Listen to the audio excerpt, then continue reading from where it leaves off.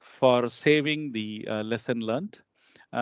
If you want to know later on, I can ask our quality team to send the link for the lesson learned web portal. And let us not underestimate the importance of lesson learned.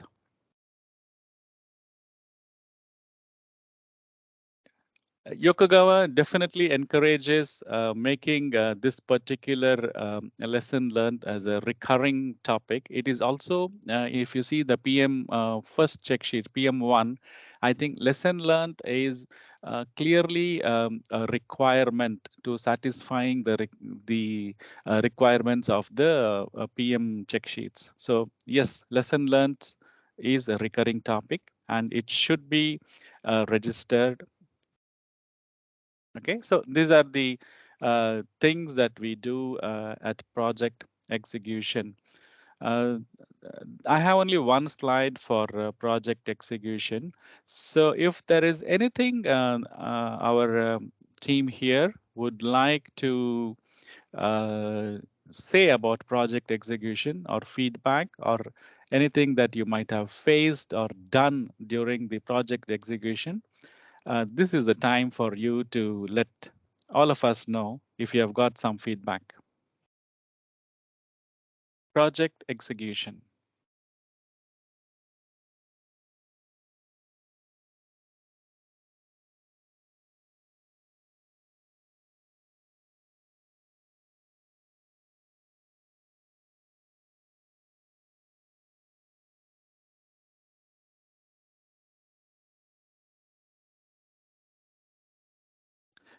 If there is no feedback, immediately you don't want to share, you can share it later on. I have put a small comment in the chat box. Let us continue with the next phase, which is the monitoring and controlling the project. Monitoring and controlling the project. So let us look into details here. So what is monitoring and control? Let us look at the overview. So this is the PMBOK process. You have initiation, you have planning, you have executing, and overall is the monitoring and control, and then the closing. So in this phase of project management, what we do, is we monitor and control the project work, perform integrated change control, we validate the scope, we control the schedule, cost, quality, communication, risks, procurement, and also the stakeholder engagement, which is an ongoing engagement. So these are the things that we need to be aware and focus during the monitoring and controlling of a project. Now, project work, what exactly we do here? Monitoring and control, we ensure that the project progress and meeting the project objectives are done. Basically, there will be meetings that will be scheduled to ensure that the project work is as per the plan, is as per the schedule, and that all the project objectives are being met. Then the another important thing here is early identification of deviation or risks. Early identification. It allows us to mitigate or put in some corrective measures in order to ensure that the project is on track. Okay, and corrective preventive actions shall be performed to ensure that the deliverables are back into the boundaries of the scope if there is any deviations. So project work, we ensure that by doing the monitoring and controlling, we ensure that the project progress is on track. It meets the project objectives. We continue to monitor any deviation and monitoring the risks. We also place put into place mitigation and corrective action. So this is what we do during the project work monitoring and control. Okay. Now, change control. I mentioned yesterday, change is the only constant in a project. Change is the only constant. Definitely, there will be changes. So it's a very funny thing when people come and say, "Oh, we need to change this, we need to change that," and then there, in addition to changes, there will also be scope creep. Small things like, for example, a customer says, "Oh, can you also develop the SAT procedure? Oh, can you also give me a document which tells me about more about network?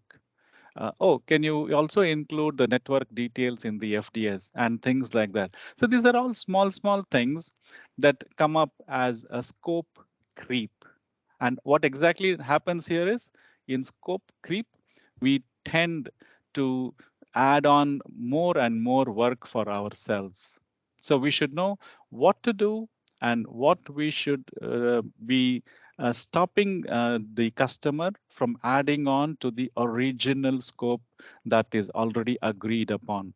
So in this, the most important thing about change control is broadly classifying what type of changes. When the customer or end user asks us for something, what are the different things, whether it is an addition, whether it is a modification, or whether it is a correction on our existing deliverables. For example, changes can be defined as modifications to the design spec or input documents. So that is a change for us.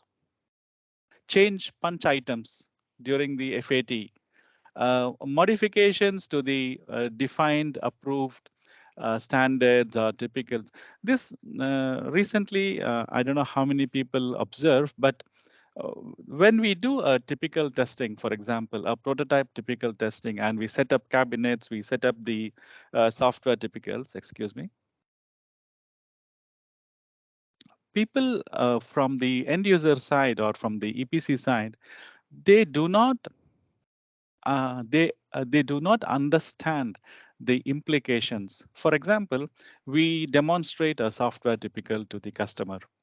At that point in time, they may not understand the complete implication of the software typical. However, when they come to FAT and when they see the software typical in action, they feel that, oh no, we need to do some modifications to the software typicals or to the hardware.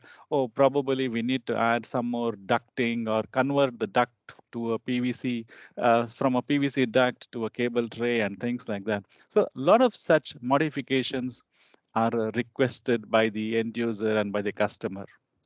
It is our duty to tell them that, we have gone through this with you, you have approved this.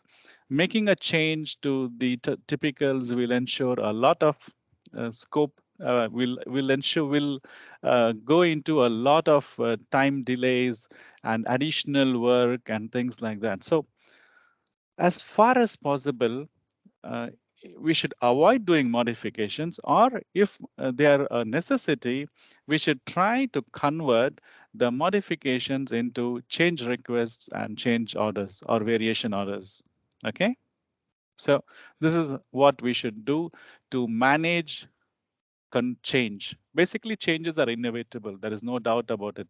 But how we can ensure to make more money out of such changes is what a project manager will do best. Okay. Don't resist change, but manage the change. And also requests to accelerate the delivery date. If there is a request to accelerate the delivery date, improve, and if we are able to do it, then we should also be able to make some money out of it. Or if they request us to delay the schedule for whatever reason, the delivery dates, we should also be able to make some money out of it. We should always be on the lookout for opportunities, because every change we can do get something out of it. If not monetary benefit, maybe something in the contract, maybe early payment, or maybe waiver of LD, or maybe changes to the warranty and things like that. Because if we delay the shipment, it means the warranty also gets delayed. Okay, so trade-off. Trade-off in one respect or the other, either a tangible trade-off or an intangible trade-off, but we should try to get something for what we are doing. This is what I always try to do. Okay, if there is a change, don't resist it completely, but managing the change and ensuring that we get some benefit out of that.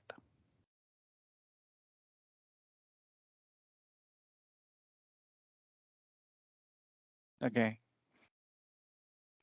Satish, maybe can I Yeah. add something for this change Yeah. Yeah. management? Sure. Sure. Sure. Yeah, in fact, I also know the local operation from our YE group companies. So especially some countries, the project manager, you think our contract with customer always a lump sum contract. Yes, majority in our the project, we always see our project contract is a lump sum contract. Even though from English meaning a lump sum contract, we deliver everything as a lump sum. But even there's a lump sum contract, there's still some basis in the contract. So that means, for example, mature side we have the BOM.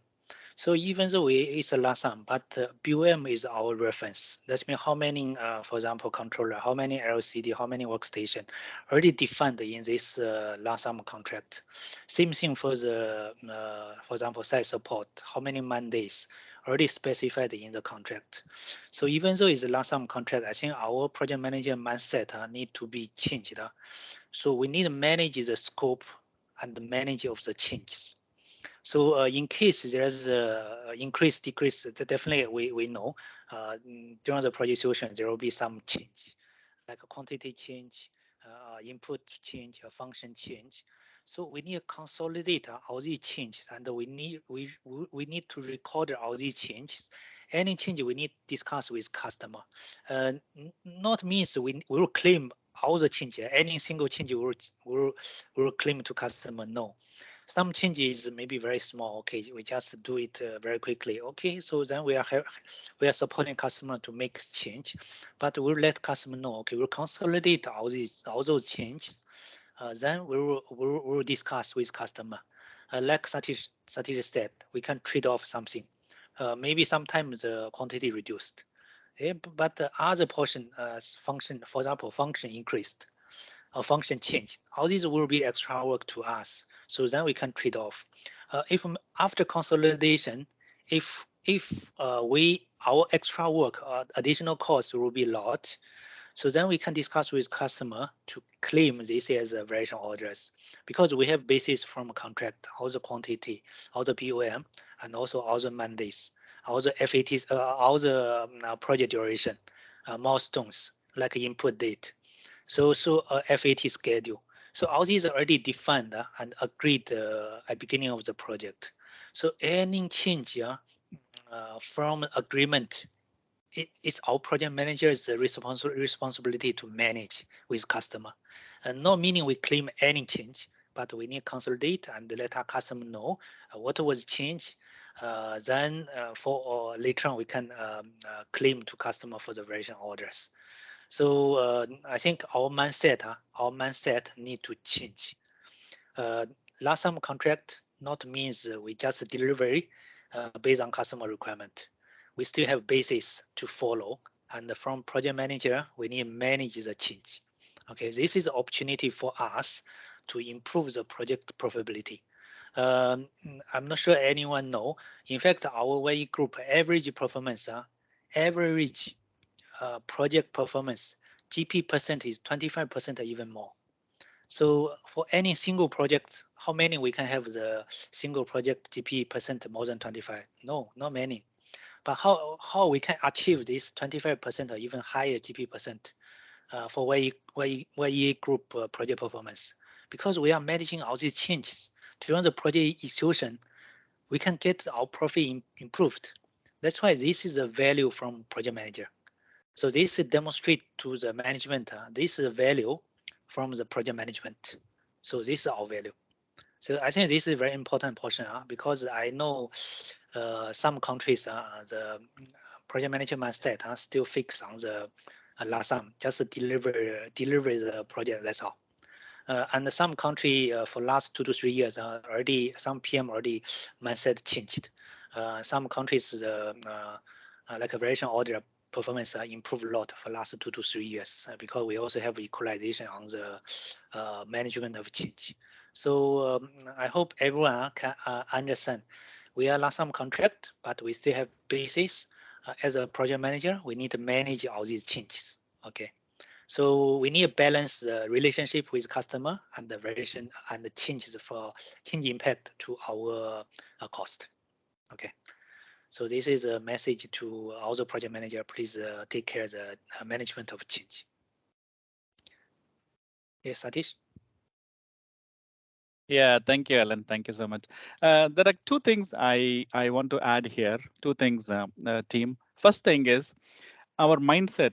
We know that we are a project manager, we are project team, and let us say, for example, we are going to execute a project, and that project is a 12-month duration project, which means from the kickoff meeting to the delivery is 12 months, and we are going to be on this project for 12 months. Okay.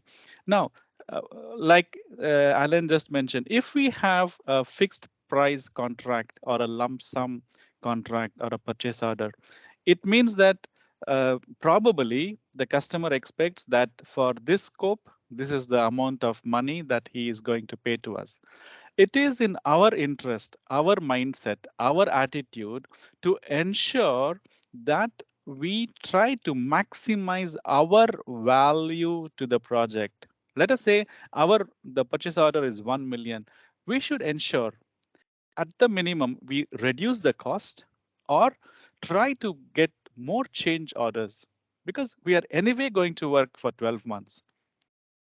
That is a contract. But if we are able to ensure that we can deliver more value to the company, more value to the project, more value to the customer, and get more money or trade-offs in within this period of 12 months, that is a benefit to us. We should always have a mindset that we should bring value to whatever we do. What is the value in that you are bringing to the table? What is the value that the company can expect from you or from us? This is what our mindset should be. This is what we should always be thinking. We know that it's a 1 million job for 12 months, but can I do something? Can I change something that will ensure that the 1 million becomes 1.1 or 1.2 million? That is what we should always be looking at. Okay, this is one thing. A second example that I would like to give you in the recent project that we had for a European EPC, the order value was fixed for a certain amount of scope, and the scope was IO basis. They said, let us say you have got 14,000 IOs. We don't care how many cabinets you're giving as long as the system is meant for 14,000 IOs. And at different phases of the project, let us say at hardware freeze, software freeze 1, software freeze 2, we will look at the physical IOs and we will change the purchase order value accordingly.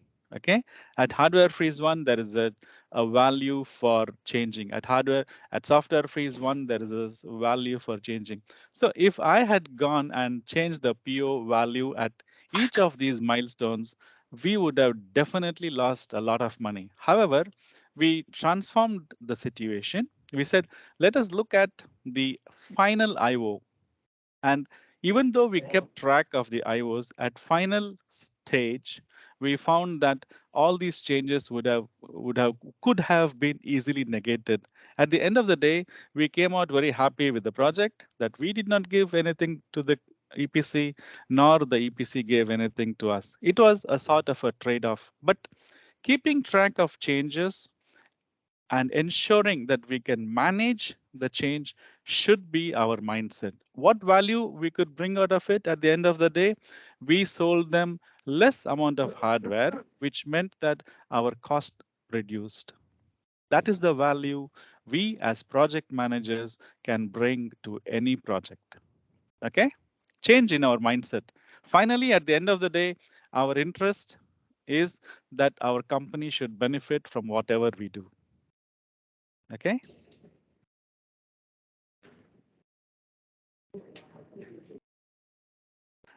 Any feedback from your personal experiences, project managers? Any feedback?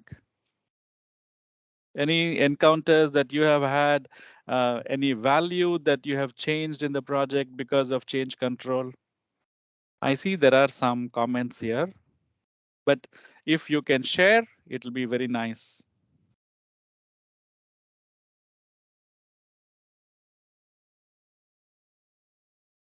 Satish, there is one question is if customer delay site work impact our schedule to be extended longer, can we claim this from a customer?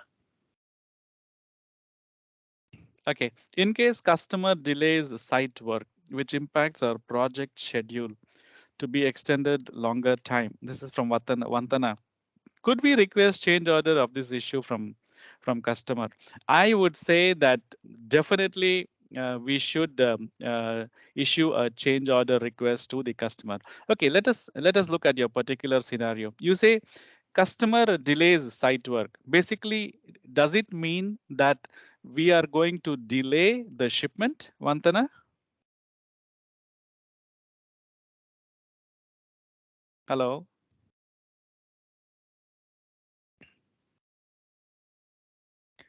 Hello. Yes, Adhana, you Morning. can explain. Yes. Yes. We already delivered the system to customer site, but they are not ready to let us to do the startup and commissioning to code the project. So What uh, sort of a how, contract is it? sorry, again? What sort of a contract is it? Is it a lump sum contract which also includes the site Yes. services? Yes, it is a lump sum contract. It's called startup and commissioning server. S- So is there a start, is there an end date for the completion of the project? It's the delivery date in the PO is inform only the delivery system to customer site. So what is mentioned in the contract is the delivery date of shipment, system Yeah, shipment to site, correct? right, it's correct. There is no end date for the site services. Yeah, it not inform the end of the date, the site work. Hmm. So in this case, I'm not sure if you can ask for a change order request, right? Yes, Because you have already delivered the system according to the purchase order. example, we have the one project. We deliver the system to customer site in year 2020, but until now, customer cannot let us to do the startup commissioning. So it is a delay schedule to us cannot code the project as Can soon you as. can you negotiate? Is there any payment balance pending from the customer? Yes, they have the final payment pending. So in this case, why don't you negotiate for the release of the payment? We already negotiate the payment, the final payment release with the customer, but they don't accept us until we can do everything until the code project. Hmm. A very peculiar situation, right? Yeah, I think and there are so many projects like this. We cannot code the project because the customer are not ready to let us to finish the startup and commissioning. Can you ask them for additional payment? Because what happens to your warranty in that case? Okay, for this project, we already issue to our lawyer to issue the notice to the customer. Something.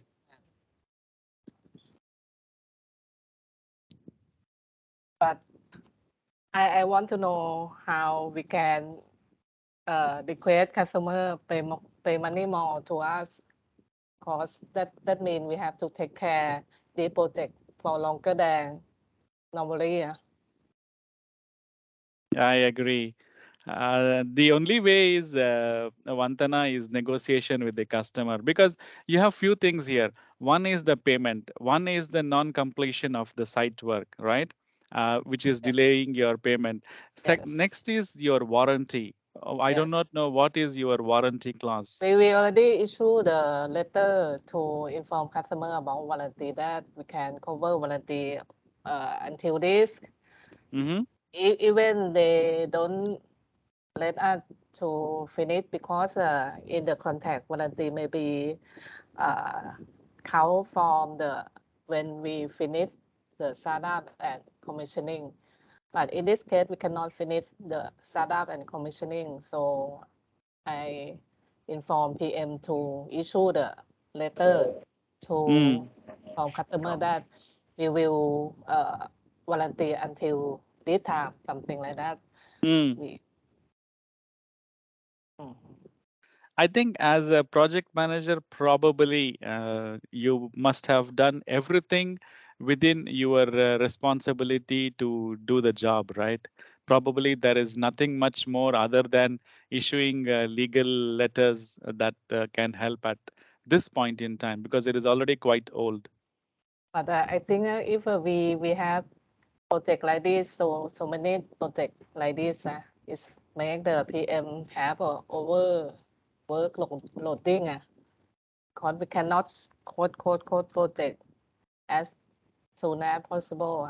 But we still have the old project to take care and get the new project to take care. This is a problem. You understand me? I empathize with you, Vantana. I really empathize with you. But I think from a project manager perspective, I'm very sure that you have done all the things that you could have done for the project, right? The Yes. only thing now is for our company or for our legal to take some decisions. You want to add anything, Alan, on such scenarios? How company management can help? Okay, so for this scenario, in fact, not only YTH, a lot of company facing the same situation, especially for last 2 years due to COVID or the travel restriction. A lot of site work was on hold or delay. We cannot complete. So for such scenario, I think there are different contract, different handling method. Of course, as Wantana mentioned, for warranty portion, we need to see what is a contract warranty term. So if linked to shipment, that means if shipment already done, then it's okay. We can manage the shipment warranty based on shipment. But if the warranty is linked to the site work, so then this will be an issue. So by right, we should inform customer due to their delay. So all these warranty we should start. We only warrant our product until which date. After that, the customer should take care of the product. So this is for warranty handling. Then for the variation order claim, I think this will be a very challenging situation because because uh, if there is no data to complete the site work mentioned in the contract, we will have no basis to claim to customer. So, but something we can do, we can inform customer is how many months advance they need to inform us if they need us to go to site. And also, we will not guarantee the same project team will go to site to perform a site work.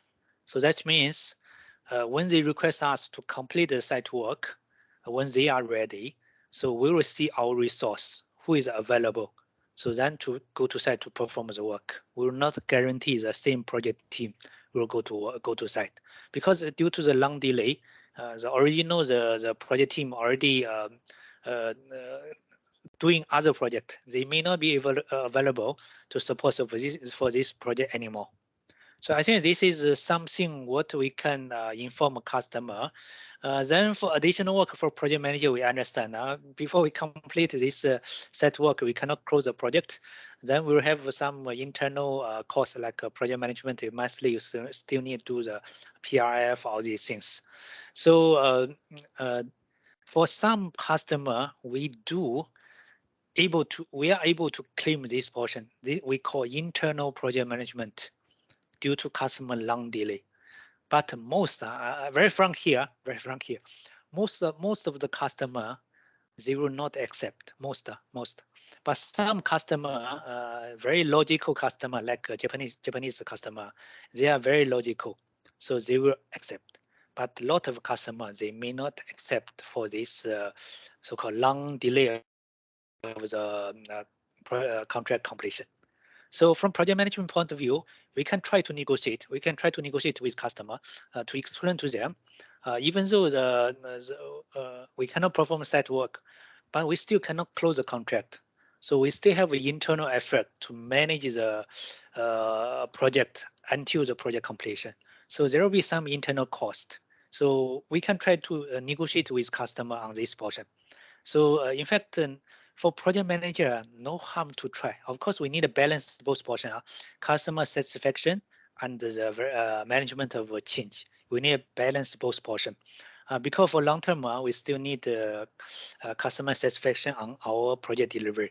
So we need balance both portion. But anyhow, we have no harm to try to explain to customer in a good manner and try to get the compensation for our project. Okay, so this is my experience or my recommendation for this scenario. I want to know any further based on my explanation. Any further question? I think that PM already did everything, communication with the customer something. But I think even PM do everything, does everything. But if this is above the PM duty, we should let the management and our legal to action of this issue. Yes, by right, yes, because I believe for like what TH said, Chayo and all these project management team, they will also understand the project status. So based on if there is a long delay, I believe there will be some advice from PMO or even engineering delivery. So some special scenario, yes, definitely. When we need to issue a letter to customer, legal review is necessary. Because legal, especially all those official letters, a little bit sensitive.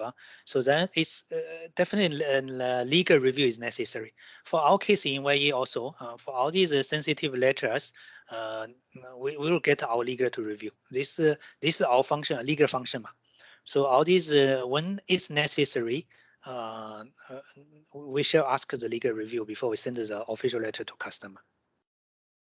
Because it's not only the project team view. We have to consider about sales team, management team. But that they want to keep this customer or not. Yes, good point. Project delivery point and the sales point of view. So in fact, when we discuss with YTH engineering team like Chayo or these, so we do we understand at the beginning you don't have the like sales equalization meeting. I believe now you will have a sales and engineering team will have a equalization meeting. Equalization meeting majority is for the forecast project, but we also feedback to sales for other current project issues to them, especially those major customers. So we also feedback what is the issue of the current customers or current project. So then we will also equalize before we take like this send the letter or other serial action. So in fact, for YE, we also have customer, we send quite a strong letter to them. For such case, normally we will have equalization with sales before we send this letter. Then definitely the letter will be reviewed by our leader. So that's why our project team and the sales team, we must work together because our angle is different. Sales is make customer happy, they are satisfied. But from project, we still need to satisfy our goals or objective. So we need to balance both portions. Yes, this is already beyond the. Sometimes this is already beyond the project manager's responsibility. We need the PMO or engineering head together with sales side to make a decision. Okay, thank you. Okay. Thank you, Ellen. Thank you, Vantana. Anybody else has got something? Any other project manager has got something to share so that we can discuss your situation?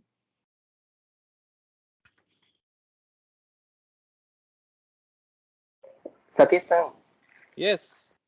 yes, perfect, YTS. Yeah, I want Ponsak. to ask for your idea. If in the one of the projects, suppose that it have the schedule delay from client, they inform the delay schedule. It may be because of the input is not ready for us to working or anything, but they are not fit in the deliver delay. They also postpone for us. How many percent that we can get the validation order for this case in your idea? Okay, Ponsak, schedule delay is a very, very common thing for most projects, whether it is mid-sized or a large size. Ponsak, the schedule delay is very, very common. How we do the costing for a schedule delay? I think it's a very simple method. We see the schedule is delayed by how many weeks or how many days to how many weeks or maybe couple of months. Okay, we estimate the number of amount of time that our engineers are idle. For instance, we have got a team of about 4 or 5 people. So we see what is the internal costing and what is the sale costing for the man hours or the man days. So that will approximately tell you if your engineer is idle for 1 month or 6 weeks or 8 weeks, what is the cost that you as a project manager is going to incur, correct? And then Yes, what we can get from our customer, that is one thing. So that is the amount that we should as project managers negotiate with the customer. That is one thing. yes, It is not only schedule cost, because let us say if you have already bought the materials. Okay, so that means you are not going to get according to your payment milestone, whatever it is. You will not be able to get some money from the customer for meeting the procurement milestone, for example. In that case, you should be able to negotiate with the customer on getting certain payment milestones to be made to be agreed so that they can pay us earlier. That is another thing. You also need to look at what other costs okay, that you are incurring. For example, the staging area cost that you may be incurring, yeah, or any other finance costs, or even your bond payment bonds. There you during the project you will have a lot of performance bonds or payment bonds. You need to look at the cost of those financial instruments. You also need to see, because you will be delaying your material delivery to the customer, so there will be some warranty costs for the materials as such, correct? So you need to take into all the yes, costs that you will incur for the delay in the schedule because of inputs, and then negotiate a price with the EPC. We have done it in the past. We put up some amount for discussion, and then of course there will be some negotiation. There will be some trade-offs. on warranty or staging, or the amount of money that we have used to calculate our costs. So there will be some negotiations for sure. But at the end of the day, you need to see what you can trade off and what you can achieve in terms of monetary benefits. But for schedule delays, generally we get something out from the customer. There's no doubt about it. How about the engineering mandate? Can we consider that also? Yes, this is what I said. You should look at the total man-hour costs due to idling, because when you have no inputs, your manpower will be idling, right? Yes. So you need to look at that cost. How much, how many days, how many weeks, how many months they are going to be idling due to no work, basically.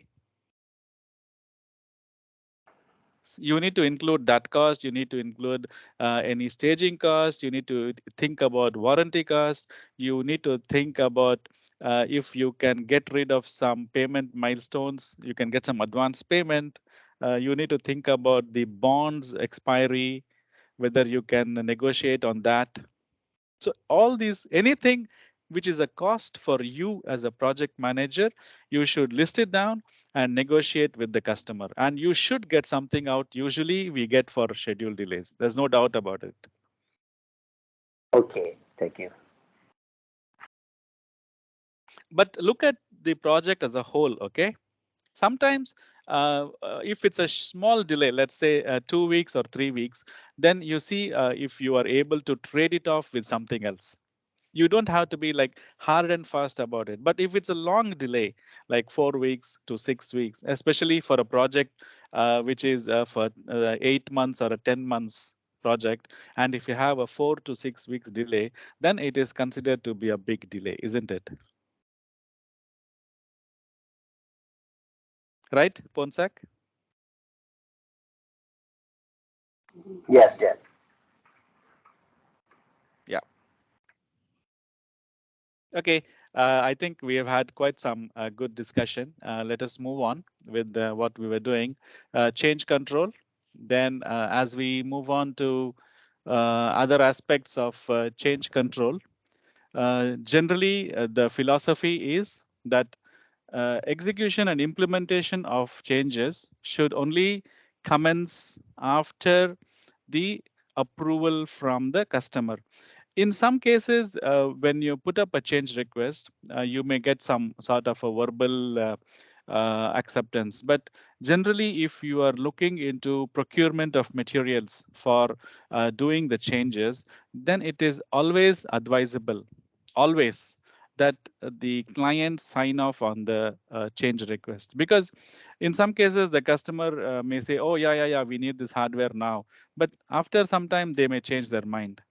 And in the meantime, if you have already initiated the procurement process, then going back is going to be a very bad thing for you as a project manager. You'll incur more and more costs. So that is why execution of changes, especially procurement, should be done only after the client approves of the change request. Please keep it in mind. And this is what I was telling you earlier. The project team should be encouraged to grow the business and identify additional scope and service opportunities. We as project managers should always be on the lookout.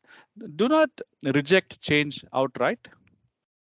Manage the change, change your attitude, make the change in such a way that you can create more value for the project. You can grow your revenues. Opportunities are always there. Whenever there is a change, whenever there is a risk, it is an opportunity for us. So never be afraid of change or risk. There is always a silver lining. Okay, and take note that they should be registered in the risk and opportunities register. Okay, so do not be afraid of change. Do not be afraid of risk. Always think that always understand that change is constant. always know that from change we can get some benefit. We can create value for ourselves. That is very important. Okay, do not resist change. Moving on. Okay, control schedule. It's quite a simple topic. As you know, for every project, we need to ensure that we have a schedule, a start date, an end date, and we have to update. We have a baseline, and then like if there is a change in any of the baseline, whether there is a change in input dates or procurement activities or whatever, we need to keep updating the baseline. We need to keep updating the project schedule, and we need to ensure that this is adequately conveyed to our customers when we submit our monthly or fortnightly progress reports. Okay, so control schedule. Then, of course, control cost. Cost is generally how we manage cost within the company. Is we have our project rolling forecast, which we need to upload, update every month, and upload into the YGS system. When you look at the project reports, you can get what is the current cost, the cost as of last month, and what is the current cost in this month. And then we have to update our forecast to complete in the PRF. I believe every project manager does his own PRF without much problems. If there is a problem, I think you can raise it up today. Later on today, Alan will be talking about cost management. So we do all these things on a monthly basis. We update the PRF, we upload it into the YGS system. Generally, a project manager does this. However, in very rare cases, we also have someone who assists the project manager in in generating the PRFs and uploading it into the system. Okay, but never forget that we as project managers are responsible and accountable for this data. Never ever forget that.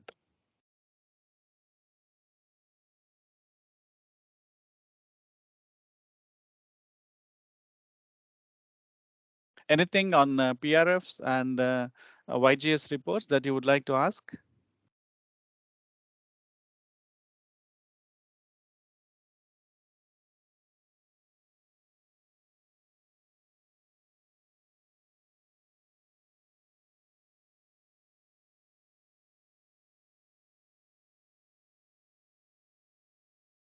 Okay, moving on.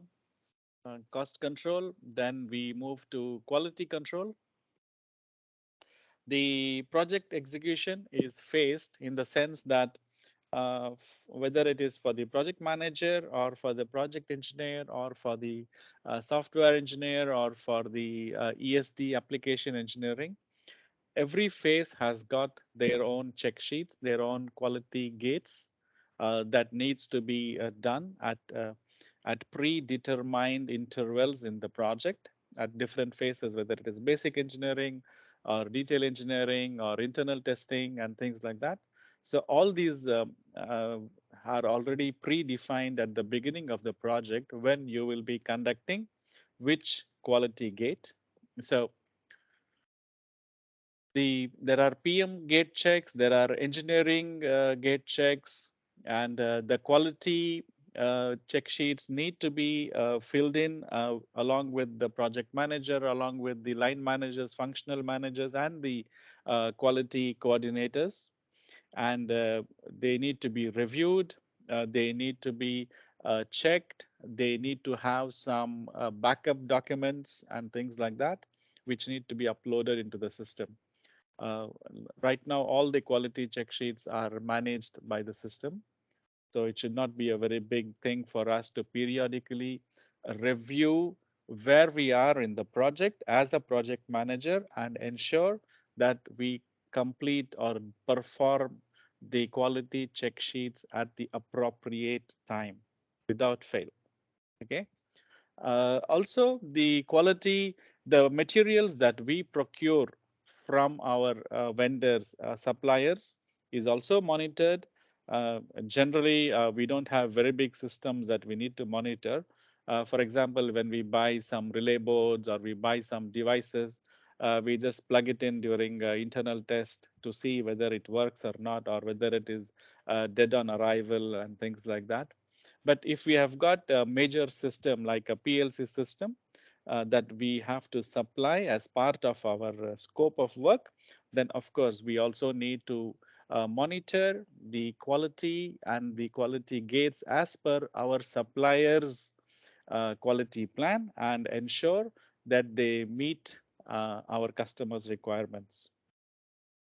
We have just want to bring out the various PM gate checks that we have at this moment. I believe that all project managers, all affiliates are following a similar PM gate checks. Anybody who is not following this, or do you have a different system? Please let me know. If you have got something to feedback on the control quality portion, please let me know if you have a different quality system that you are following in your affiliate. Anyone? Satish, Jenny here, Yokogawa, Malaysia. Hi, Jenny. Yeah, we did have our local check sheet, but it was referred to the old check sheet, the previous check sheet in YEA, and we are in transition to this using the PQTS. Thus, we are following this PM gate check from this year onwards. Yeah. So Okay. yeah. So we are aware of this PM check. Yes. Okay, that's good. Mm, So it is an electronic system, right? yes. Okay, that's good. So now we are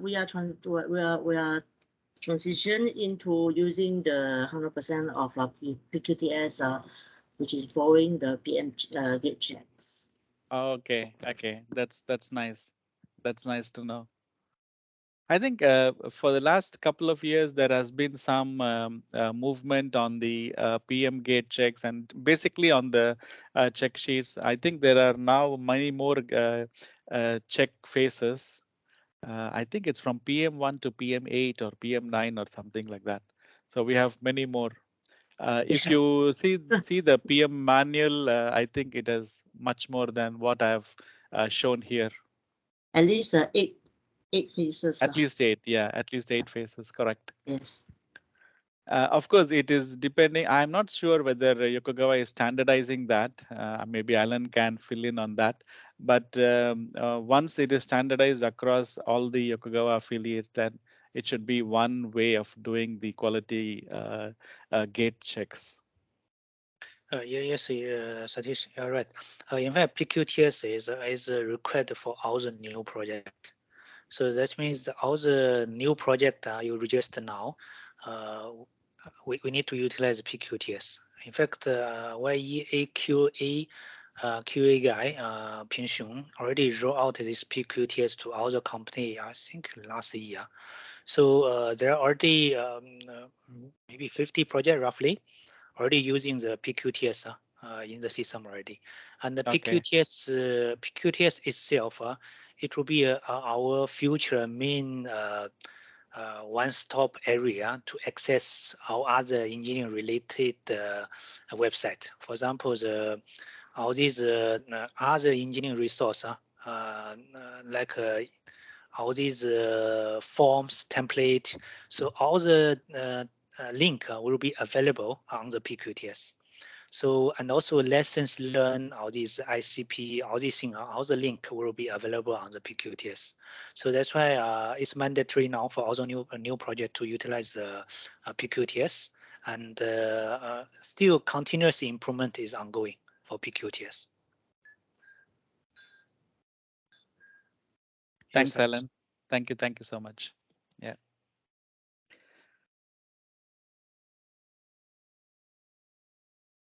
Okay, this is about quality. Now let us move on to risk management. Risk management, like I was mentioning, we need to look at the risk and opportunities registered as frequently as possible. uh, we should be identifying, mitigating, transferring, or removing the risk once it is done and over with. Uh, Once again, like I said, and like what Alan was saying, we should be identifying the risks and changes and converting these to opportunities. This is the value that we as project managers bring to the table. Okay, the project team should be motivated, challenged.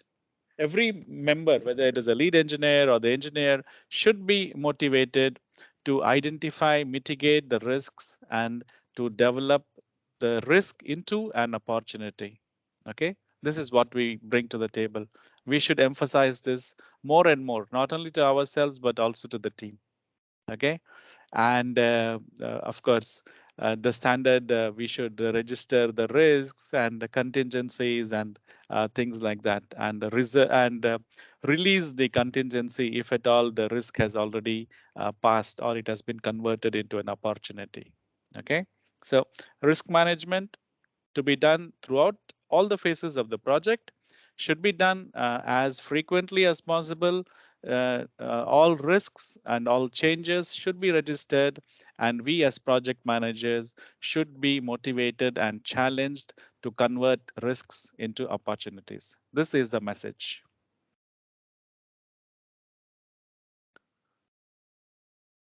And finally, let us look at procurement management. The scope of work is monitored, controlled, and all changes are registered. And if we have to do a change order because of the changes, then yeah, we have to do it. The subcontracted scope of work is also monitored frequently on a periodic basis. All the progress reports of our vendors, major vendors, all the quality check sheets, the quality plans, everything we have to keep in view and ensure that our procurement activities are not unduly hampered. Initially itself, we have to measure or ensure that there is no major lead time issue that we will have, and they are not on any critical path in our project schedule. Okay, this is how we take care of procurement management. And then we talk about closing the project. Okay, I give about a 10 minutes, 15 minutes break now. The time is 10:44 in Singapore. So 15 minutes break. We come back at 11 Singapore time. But in the meantime, if anybody has got anything to share, please do share. I'm sitting here. But for others, you can take a break for 15 minutes. See you at 11.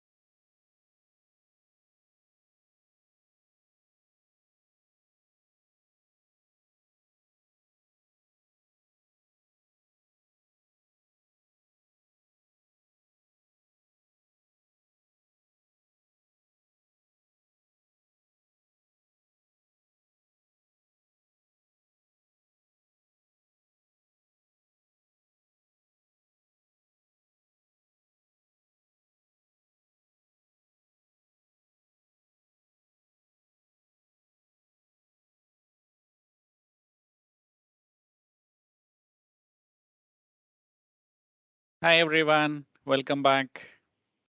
Let us start.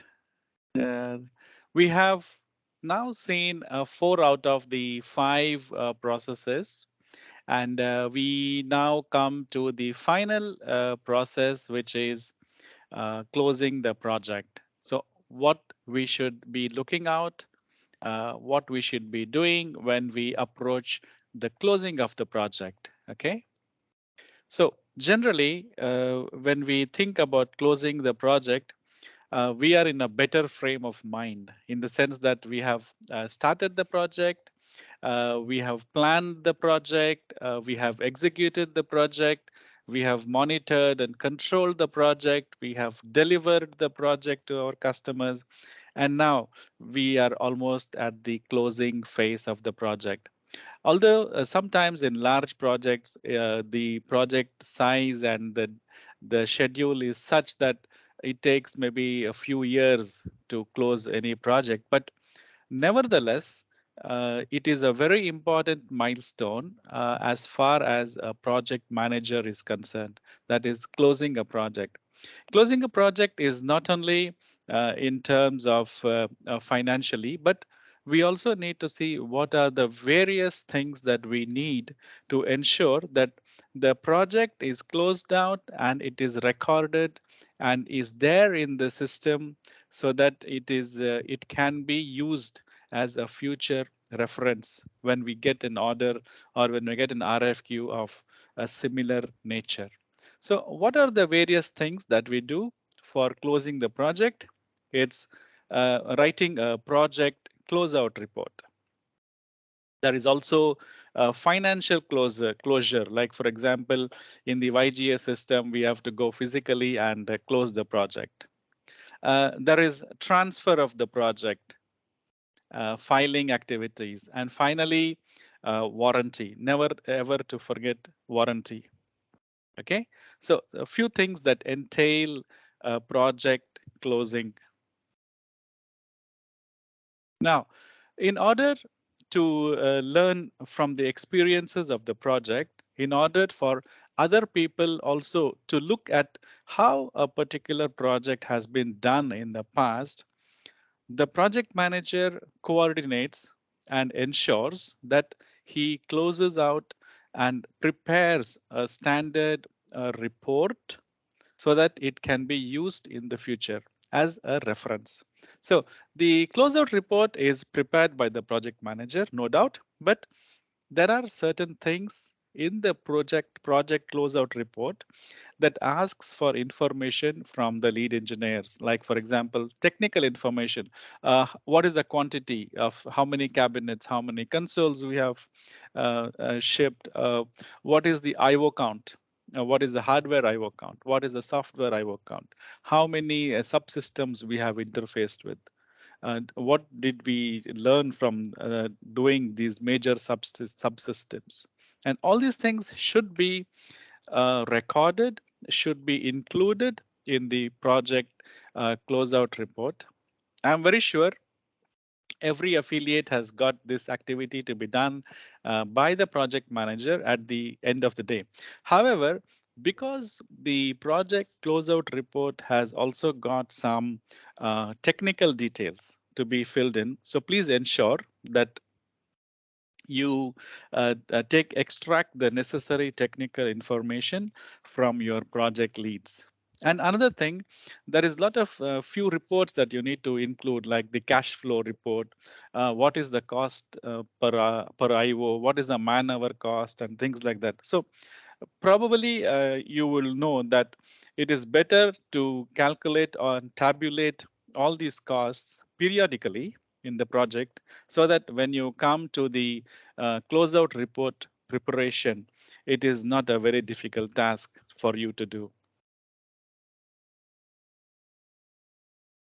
Now, when the other activities that are there for project closure is also informing the service department. If it's within the organization, the service department needs to be informed that there is a project that is being handed over to the service department and there is an upcoming transfer and things like that.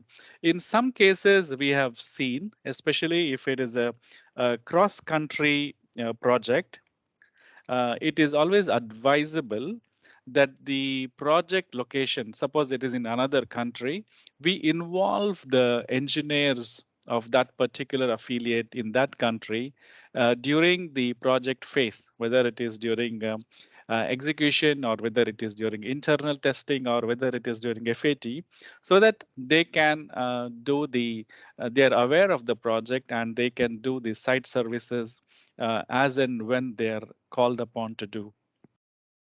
Another thing that is there in the recent systems is recent version of the system is we need to procure the PML license for the project. Now, depending on the warranty period requirement of the project, as per the contract, we will need to procure the PML licenses. This is something that is off late that we need to procure this, and we need to understand the financial implications of this and plan for this at the budget freezing time. The cost for the PML licenses, the cost from the initial planning to the final may vary by some amount. So whenever we are trying to get a change order or a change request, so we need to take all these costs into consideration. Okay. And especially when we are transferring a project from one affiliate to another, we have to follow the GM 702 procedures and the check sheets. And when we are transferring the warranty, as a project manager, it is our duty to see whether the costs are properly allocated and whether we have to transfer the not only the Yokogawa hardware warranty, but also whether we have to transfer the resale items warranty. Okay, very important to consider all these at an early stage in the project. Many of the things that are commonly transferred is, for example, the not Dell, the PCs and servers warranty. Nowadays, we have got long warranties associated with these, like 4 years or 5 years, and how we are able to transfer the warranties is something that we need to plan and adequately do this at the end of the project. Okay. Any question on warranty transfer and PML licenses and your experiences that you have done, that you have faced any issues when you have done the GM 702?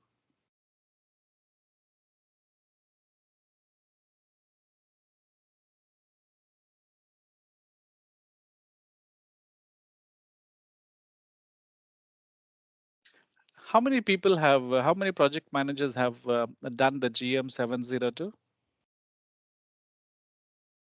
How many? Satish, I think for the local office, they have a little bit different with us is the majority for them is local project.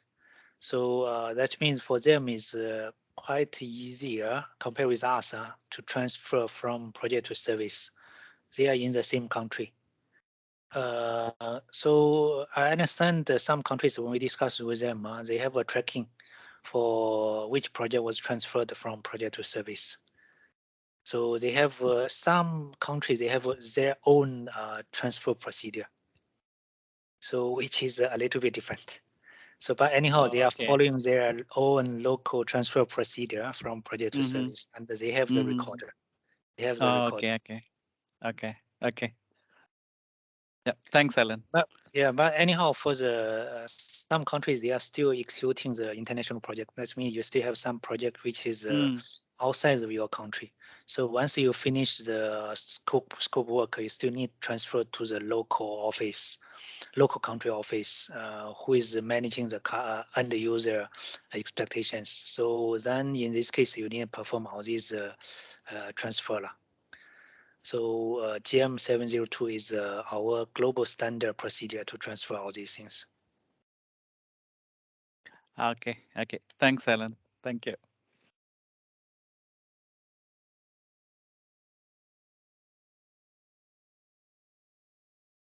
Okay, let's move on. The next is, I think we've already discussed this, initiating the project closeout. And also in many cases when we have got subcontracted scope of work, how we close out the contract formally with all our suppliers and contractors is also that a project manager needs to consider at the end of the project. Okay.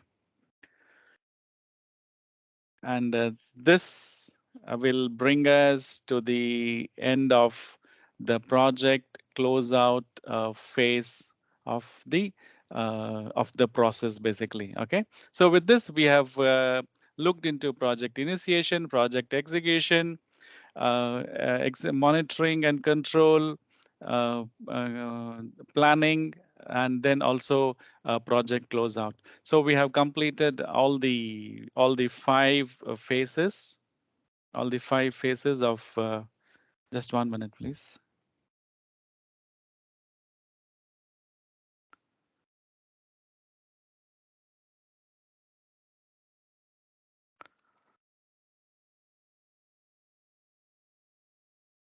So we have completed all the five phases of project management, okay, which is initiating, planning, executing, monitoring and controlling, and closing the project. Now, I wish to talk about some things that a project manager will do, which is I want to give you an overview of what the project manager's deliverables will be. Okay, deliverables. Let me just show it to you.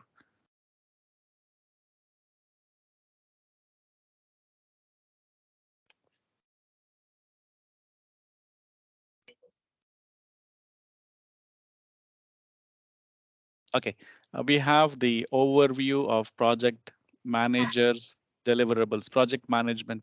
As a minimum, we need to ensure that the project manager, during the course of the project, uh, delivers these following documents and does these following activities. For instance, all the quality check sheets is a minimum scope of the project manager, developing a project execution plan, developing a project quality plan, developing the schedule, the organization chart. All these documents are live documents. And what do we mean when we say live? It means that these documents need to be updated periodically and ensuring that these are live, that at the end of the project, we can say that we have really done a good job. The customer progress reports, as agreed, it can be monthly, it can be weekly, it can be fortnightly. Project rolling forecast, PRF, which is on a monthly basis. The risk and opportunity register, like I mentioned earlier, minimum monthly, but it should be done as frequently as possible and whenever there is a change in the project circumstances. Okay, the procurement plan and register should be done at the beginning of the project, but it should be a live document in the sense that the project manager or the project team should be able to look at the plan and see if they have missed out any procurement activities. Minutes of meeting, in my view, the project manager should ensure that he writes the minutes of meeting and word it in such a way so that it is not ambiguous to all parties. It is very clear. Okay. The minutes of meeting, in my case, I always try to do it.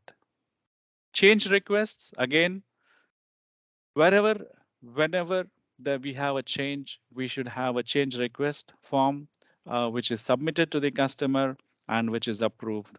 There are change request templates already available, no problem. Lesson learned, again, uh, we should have this lesson learned very frequently or at each phase or monthly or fortnightly. Whenever we learn something or whenever we encounter a situation which is quite affecting the project, we should enter it into the lesson learned register. Customer satisfaction survey is usually at the end of the project or when the system is delivered. And finally, the closeout report. The closeout report, again, at the end of the project, but the details, the information that goes into the closeout report should be periodically recorded so that it is not a very big thing at the end of the project. Okay. As a minimum, these are the documents, deliverables that a project manager is is responsible for doing. Okay, as a minimum. If there's anything else that you feel should be as a minimum deliverable, please type it in the chat box. And if it is really good, then we can put it into the slides. Okay. Satish, Yeah. this question is to the region.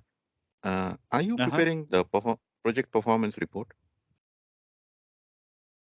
PPR, or you know this Yes, template? yes, Kabin, yes. Project performance report is our originally the uh, project management monthly report. So, Right. a few years ago, we called project management monthly report, which prepared by project manager to PMO head.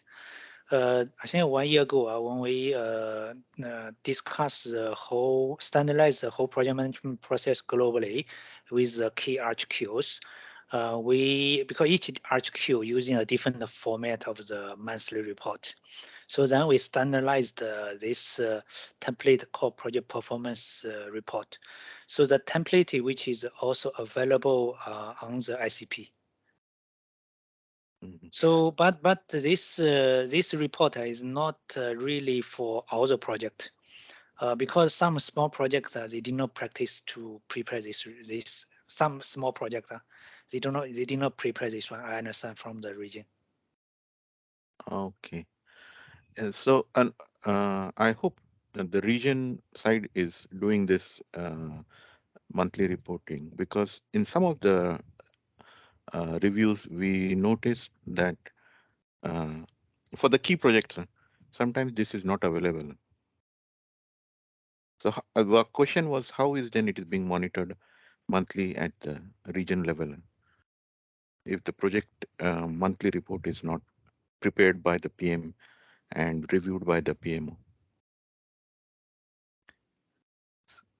The major project definitely have. I understand for the small project. Small is, I understand. Yeah, I mean, yeah, may not be what. regional, yeah, like a 50 key project. Yeah, So they do not spend time to prepare this kind of report. But for big project, definitely yes. yeah. Yeah, this is just a question to the region. I hope this is being practiced. Yeah, in fact, there are a lot of questions asking on the template.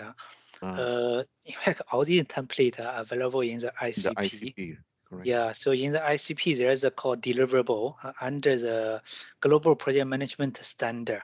So they have like PEP, PQP, even Mm-hmm. site execution plan, and also the risk monthly project performance report, organization chart, project schedule, warranty, validity notification to customer, procurement plan, customer progress report, then the change request form. All these things are available in this global project management template standard, global project template. Maybe later on, after I also can show this site, like ICP site. So you will see all the template available there. Okay. Thanks, Alan.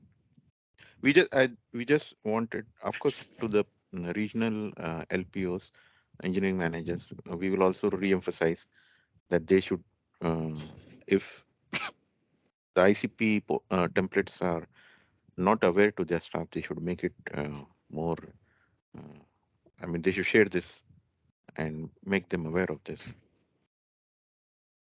Yeah, in fact, ICP, every time we emphasize all the template, the procedures, even GES is there.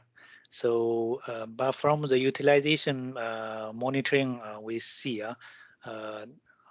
our utilization in 1 year. That means access to the website, the frequency is not high. Mhm. So that means still some countries either you are not aware or you are not frequently visit the site. Yeah. Mm, yes, Satish is displaying the Correct, ICP correct. portal. Yeah. Yeah, just to show this, I think yesterday most of the project managers said that they are aware of the ICP portal. Just now, there was a question in the chat box about the procurement plan. There is a template for the procurement plan. So should if of course this is a starting template and you can use this and customize it to your needs, that much is possible to be done. Who was this person who asked this question? Erickson Satria. Is there any procurement plan template? So basically, there are quite a lot of templates. This is what I think Alan was referring to, and I had showed this yesterday also. There are a lot of templates here.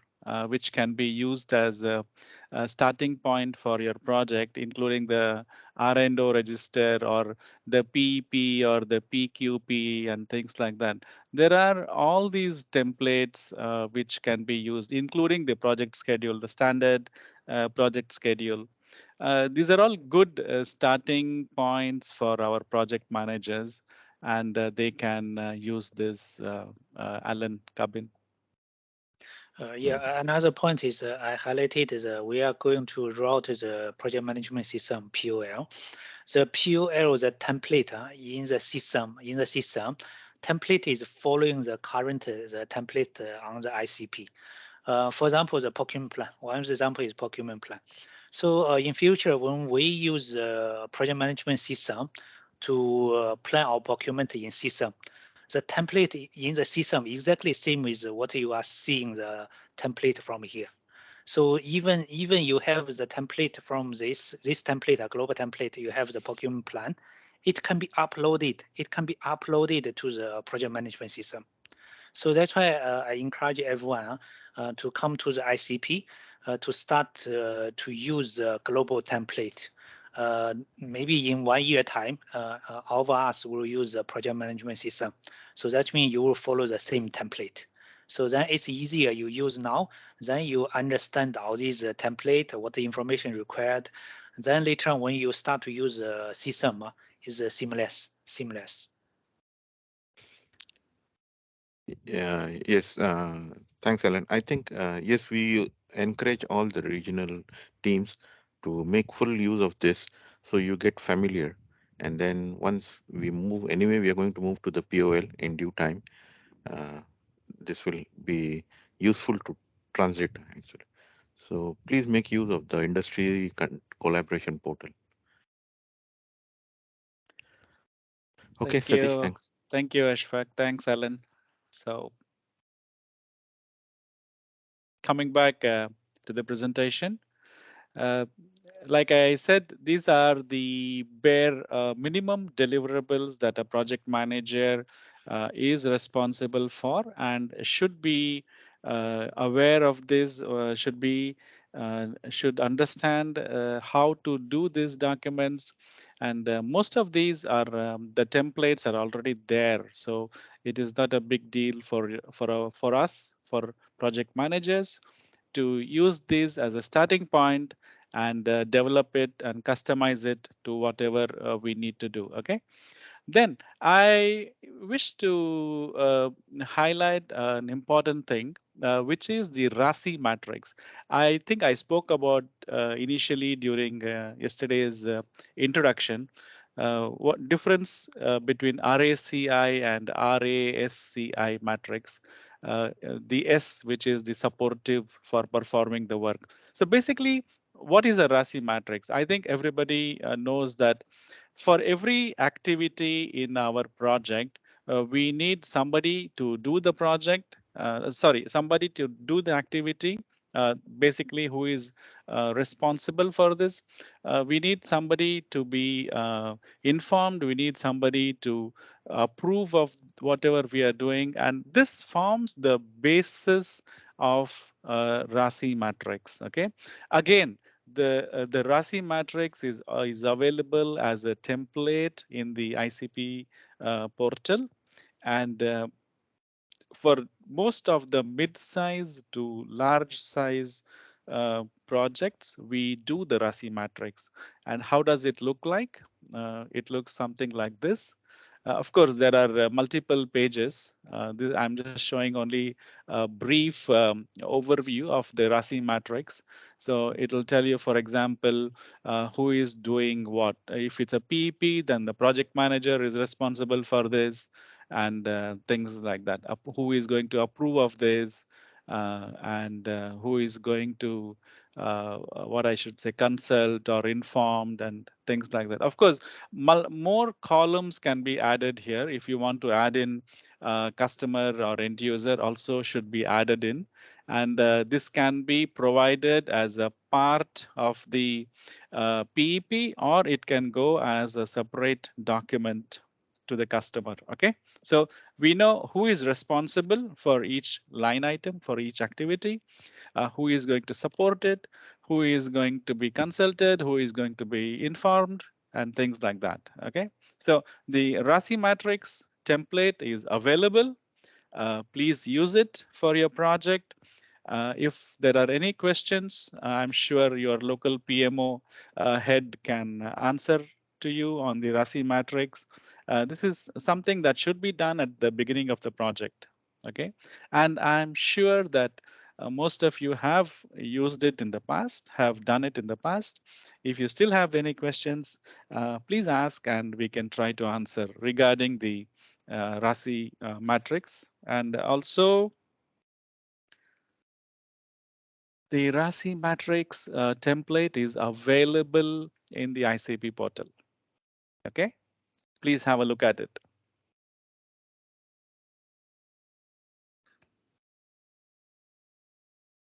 Okay, now I want to summarize what we have done in the last few sessions, and I want to highlight what is the project manager, what is our involvement, what is our role, and what is our responsibility in every project that we do.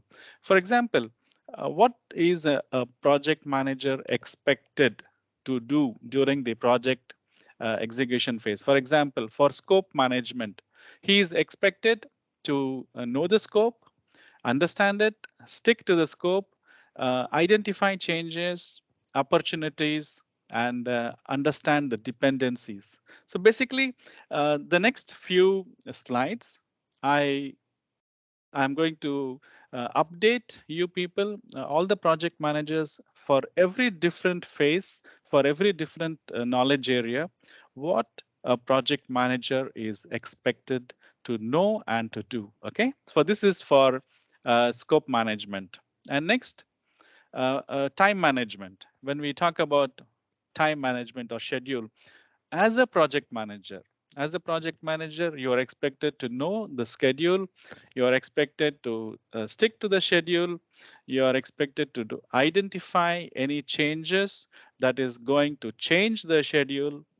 You are also expected to know how much hours are required for each task. You're expected to communicate your percentage of completion, and you're also expected to know your future costs. Okay, so these are the things that you are expected to know and do during the project execution. Same thing for cost. Uh, I think we have reiterated as to how a project manager and the project team members should be cost sensitive, and identification of changes, supporting in estimating the changes, and know how much hours are budgeted for each task, and know about your future costs, if any, and know about how much percentage of completion is done at every phase. Okay, cost management is a very critical thing, and it's one of the triple constraints for any project. Similarly, when you talk about quality, quality is key. Yokogawa is known to be a very quality conscious company. If you see our company motto, quality first. So quality is key for us as Yokogawa project managers. Our focus is on delivering quality deliverables, projects, products, and services. Okay, follow the procedures. Uh, we have all the quality gate checks, perform peer reviews wherever possible and wherever required. Follow the phase gate process, and QA/QC mindset contributes to profitability, especially avoid reworks. Okay, avoid scrap.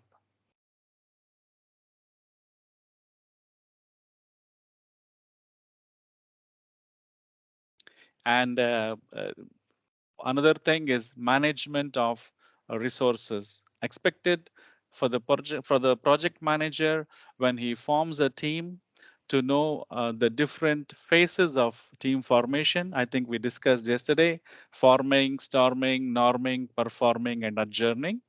We should understand how the team dynamics work, how small things, irritants, politics within a team are there. It will always be there, but it is, as a project manager, it is expected that the project manager understand the nature of his team and ensure that the team works in harmony. Okay, understand the basic five phases of team formation and team building.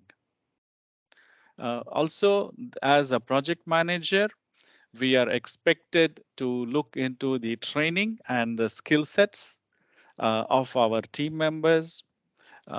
We should always be aware and be ready that there will be changes in team composition, there will be attrition in the team, and how we are going to manage this is something that we will develop as we become a more experienced project manager. Okay, become a team player, be a team player, and contribute to the team.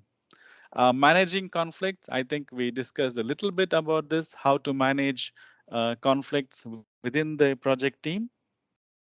Conflicts will be there for sure, but managing conflicts within the project team is key to becoming a good project manager.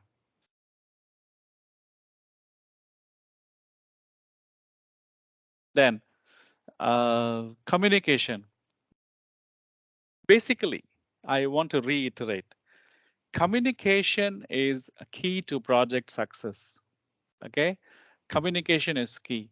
We know we are going to spend a lot of time in communication. 75 to 90% of our time is going to be spent on project communication, and that is the key to project success. Okay, knowing whom to communicate to and understanding organization chart, understanding our stakeholders, understanding the expectations of stakeholders is very important, and how we communicate, what we communicate to the stakeholders is also very, very important.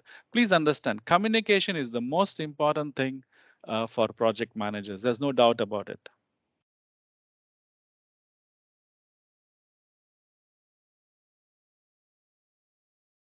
Risk. As I said, risk and changes should be converted into opportunities. We should welcome risks and changes. We should not have a closed mindset. We should have an open mindset, open attitude, good attitude, and ensure that any risk and any change we should be able to convert to opportunity. We should bring value to the table. We should ensure that we are able to bring value, we are able to convert any risk, any change into an opportunity. Okay, identifying risks very critical during the planning stage or initiation stage of the project, and also identify any opportunities that may be there. Support in documenting risks and opportunities. Again, there is a risk and opportunity register template in the ICP portal. Be aware of that, and also be aware of the impact that the risk and change will have to our project. Okay, how it affects the project is something we need to develop.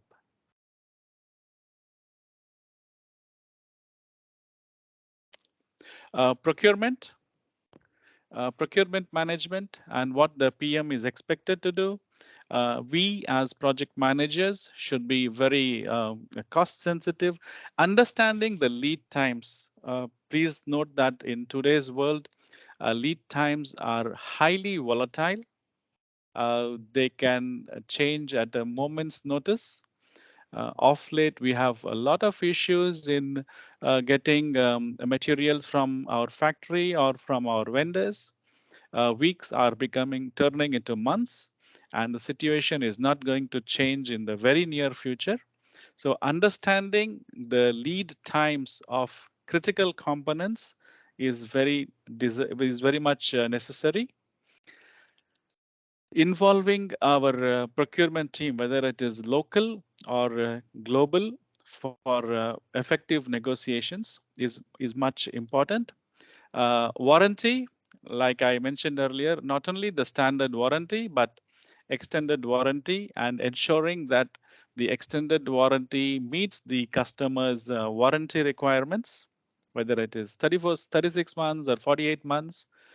Please ensure what type of risk is associated with the warranty and whether you can accept the risk by not buying warranty is something that is left to the individual project manager. But please ensure that as a company, as a project manager, as a project team, we are adequately covered for the warranty of our materials. Okay, and evaluate the cost of extended warranty against the cost of buying additional hardware. I gave you an example of Cisco switch and what is the cost of buying an extended warranty, which is about 15-20%, versus the cost of buying additional switches and using it when the actual switch fails. So you have to, as a project manager, evaluate the cost, whether you have to go in for extended warranty or whether you can accept the risk, whether by not buying the extended warranty is something it is left up to us as project managers. But be aware of warranty terms. And last but not least, stakeholder management. I showed you the matrix about the interest versus the power of the individual stakeholders and how the stakeholder can be managed if we know what is the influence and the power that the stakeholder has got in the project. There are 4 different quadrants with which we can ensure that our stakeholders can be managed. Not all stakeholders need to be given the same amount of information. Some are only technically interested, some are only interested in the schedule, some are interested in the overall cost of the project and things like that. So stakeholder management, which stakeholder needs what information is something that a project manager, that we as project managers should understand their role and their influence and how we can communicate and keep in touch with influential stakeholders is something that we need to develop. Okay, and that is expected of us project managers. And finally is the integration. Okay, project manager, we have to take full ownership of our project. There is no doubt about it. We are the owners of the project in all case, in all respects, whether it is financial, technical, commercial, in whatever way it is.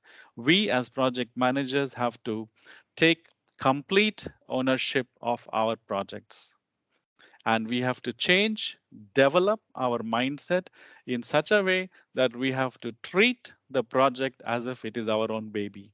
Okay, and PDCA, what is PDCA? Plan, do, check, act.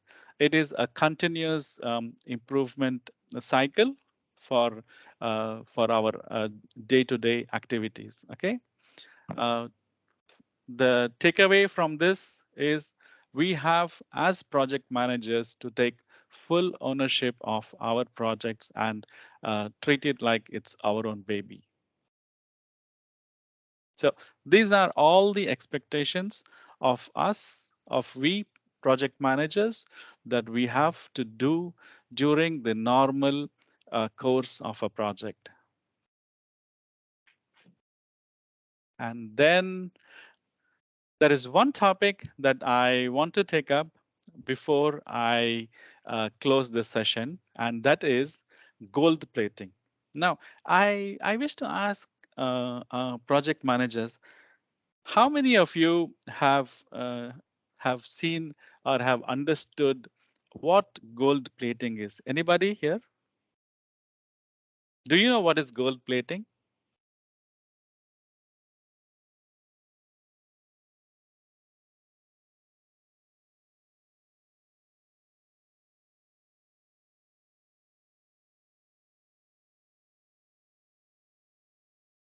Hello, team. Anybody knows what gold plating is?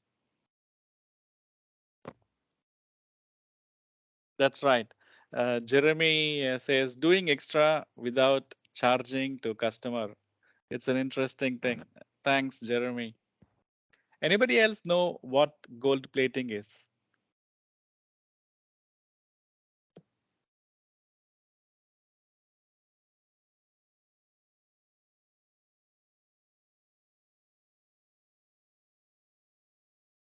Okay, let me delve into gold plating. What is gold plating? Okay, what is gold plating? Gold plating is the act of giving the customer more than they originally asked for. This is the basic tenet or philosophy of gold plating. Gold plating is the act of giving the customer more than what they originally asked for. Okay, and gold plating is quite common in our projects, and we should be sensitive about what gold plating is. It is very subtle actually. Gold plating is done by team members either on an individual or collaborative basis. Most of the time without the knowledge of the project manager. For example, it's very common during FAT, the customer asks for some minor changes, and which is actually a change, and which the project manager does not do it, but the engineers, because they want to prove that they are exceptionally brilliant and good, technically sound, they will do some things, and that may or may not contribute to the project per se. Okay, so gold plating is quite common in projects and usually done without the knowledge of the project manager. Okay, why gold plating happens? Okay, team members want to showcase their abilities. Project manager wants to take credit. Uh, a lack of clarity sometimes it contributes to gold plating. Team members have more slack in project activities, or in one of the scenarios, to divert customer attention from product defects. Okay, it need not only be product defects, it can also be engineering defects. So this is what happens. This is why gold plating happens. How many of you have encountered this in the past? How many?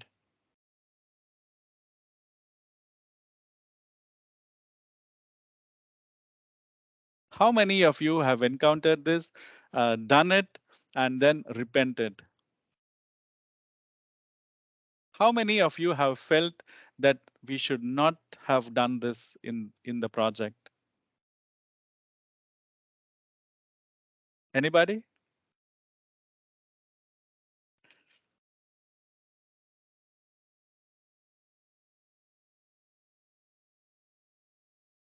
No response. Okay, let me continue with the gold plating. So, what is the effect of gold plating? Basically, gold plating will increase the project cost. There is no doubt. It may be $1, it may be $100, it may be $1,000, but yes, it will increase the project cost, whether knowingly or unknowingly. Okay, there may be a compromise on the quality of our deliverables. Yeah, it may also result in project risk, increased project risk. Okay, and it also, maybe the customer expects you to deliver for free the next time also there is a change. So this is one. You see how gold plating will cost your project, and you may lose some opportunities in the future. There are cases where customer may even not like the extra features, and because of that rework may need to be done. Okay, this is the effect of gold plating. So what can you as a project manager do? What you can do is create awareness to the team on gold plating. Okay, be on top of scope discussions. That is, you are responsible for scope discussions. Establishing good communication within the team. Yeah, and be proactive in identifying situations that may lead to gold plating. So these are the effects, and these are how the project manager can, to a certain extent, prevent gold plating from happening in the project. Any feedback on what gold plating is from our team here?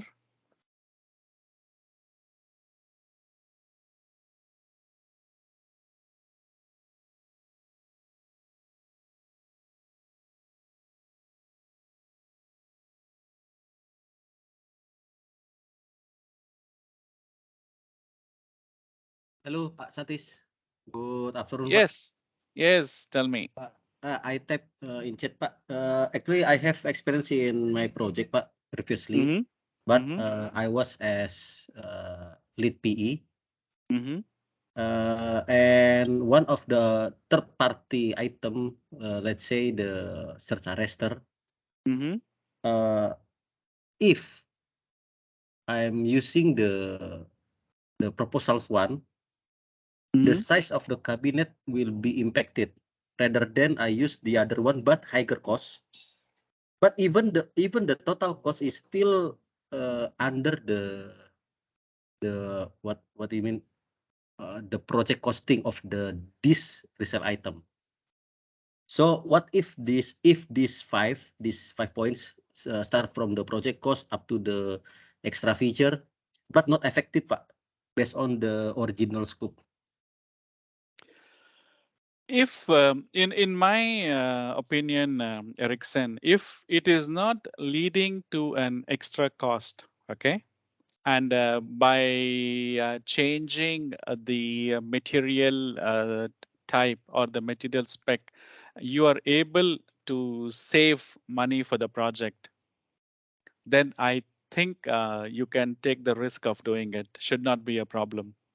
Okay, this gold plating generally happens when, like I mentioned earlier, it happens when uh, their team members want to showcase and get some credit, or you want to do something for the customer which is much more than what they originally asked for.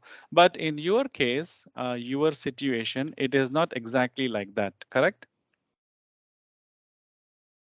I'm not sure, Pak, because the price of the search arrestor, this is twice, Pak. That I choose the arrestor that twice higher. But Even will it result in you having lesser cabinets, for instance? yes. So then, if you evaluate the cost of the surge arrestor and vis-a-vis the cost of having a lesser number of cabinets, and if the costs even out, Yeah, then I feel that is may not be classified as a gold plating because we are trying to balance to minimize our cost. Even though this item in cost increased, but another item cost reduced. So at the end, our initiative is reduce the cost. So that's mean total cost still reduced from the project. Even though this item, yes, we provided a better grid or better higher spec than the required, but our intention is to reduce another one. What do you think? Yeah, because for project manager in general, we are managing the overall, not the individual. Yeah? So if individual cost increase, but cost overall it reduce, it's okay. For us, is the right decision. Of course, we need to go through all the approval process to get customer approval. yeah, yeah. Okay, Satish, I'm thinking we may Mm. continue to finish, including my portion, Hmm. maybe until 12:30 roughly. Okay, Yeah, instead later on we still everyone come back only short duration, then yeah. then maybe we continue a little bit longer to complete in the afternoon. Then everyone is can do their job, their work. Okay, okay. Just 1 or 2 minutes, Alan. Yes, yes, sure, continue. Yeah, okay. So this is what I wanted to talk about gold plating.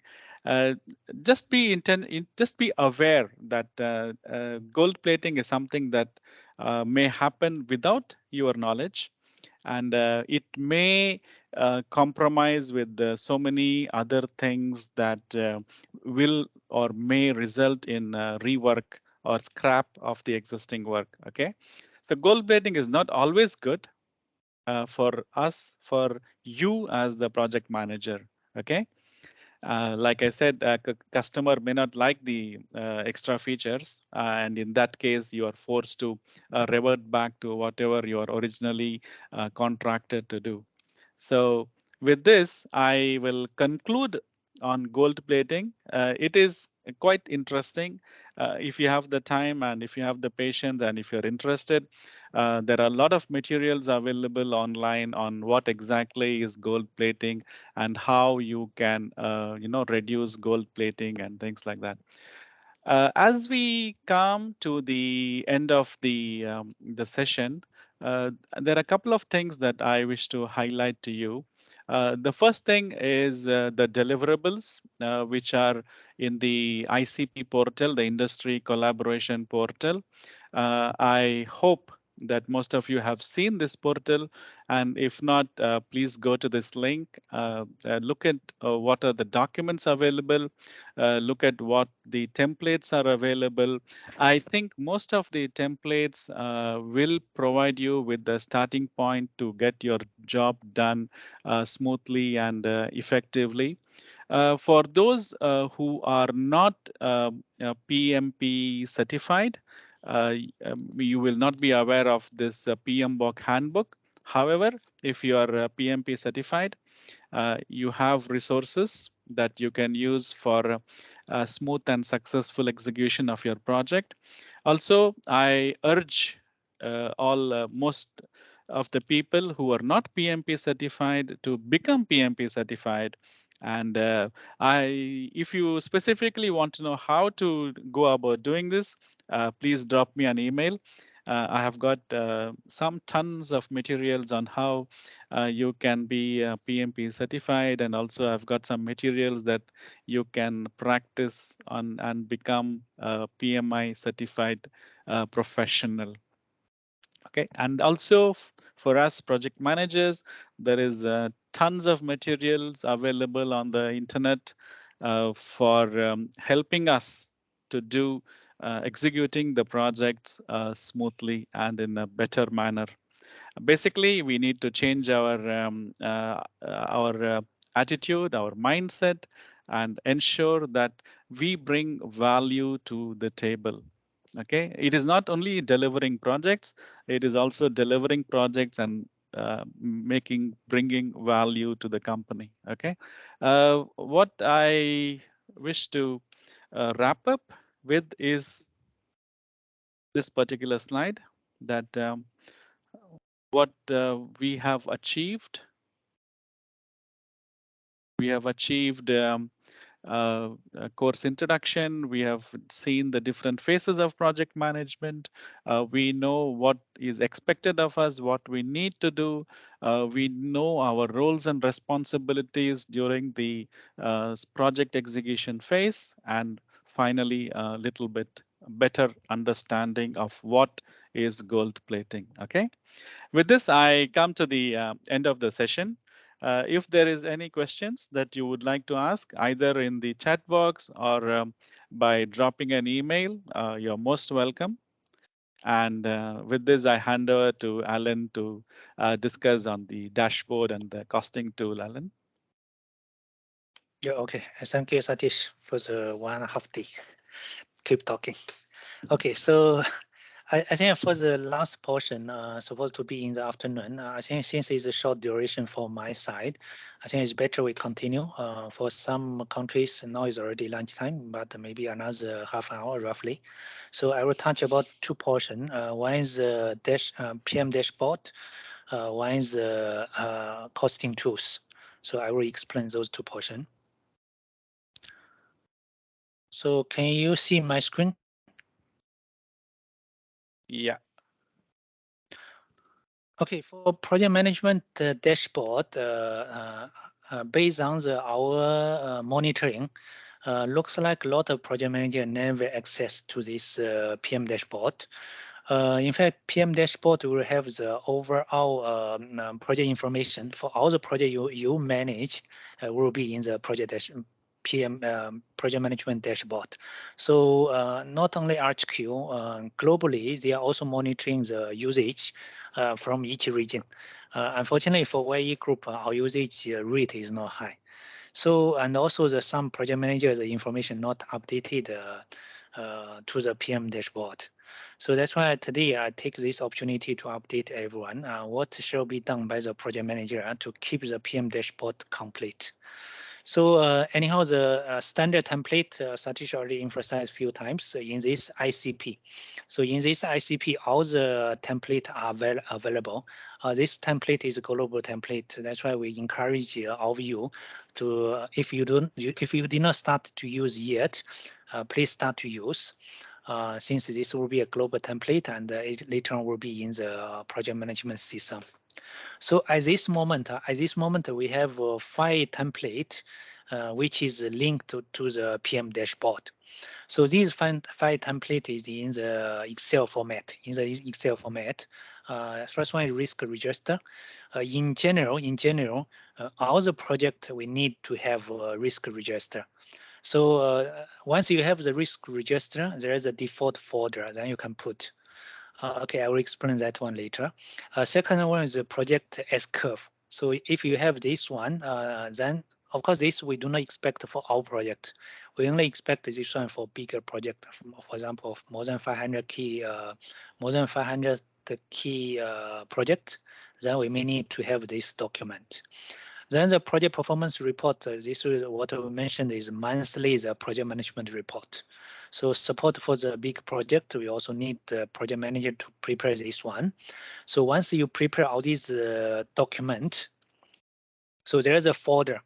So then you can put all these file document.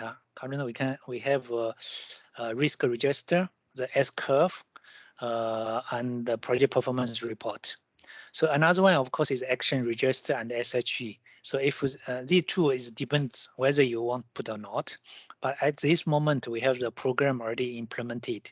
So once you have those documents and put it in this location, so then those information will be reflected in the PM dashboard.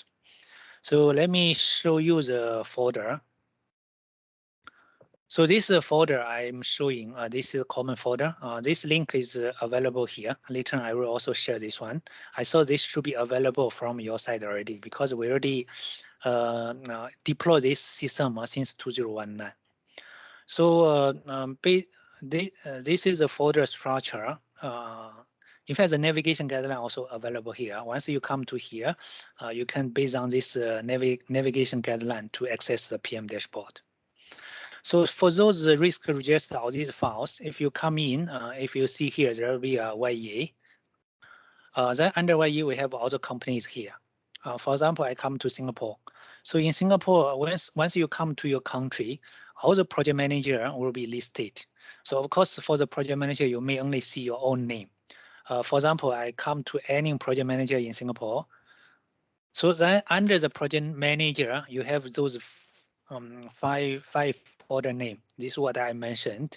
So because one PM, you may manage multiple projects. So in this case, for example, risk.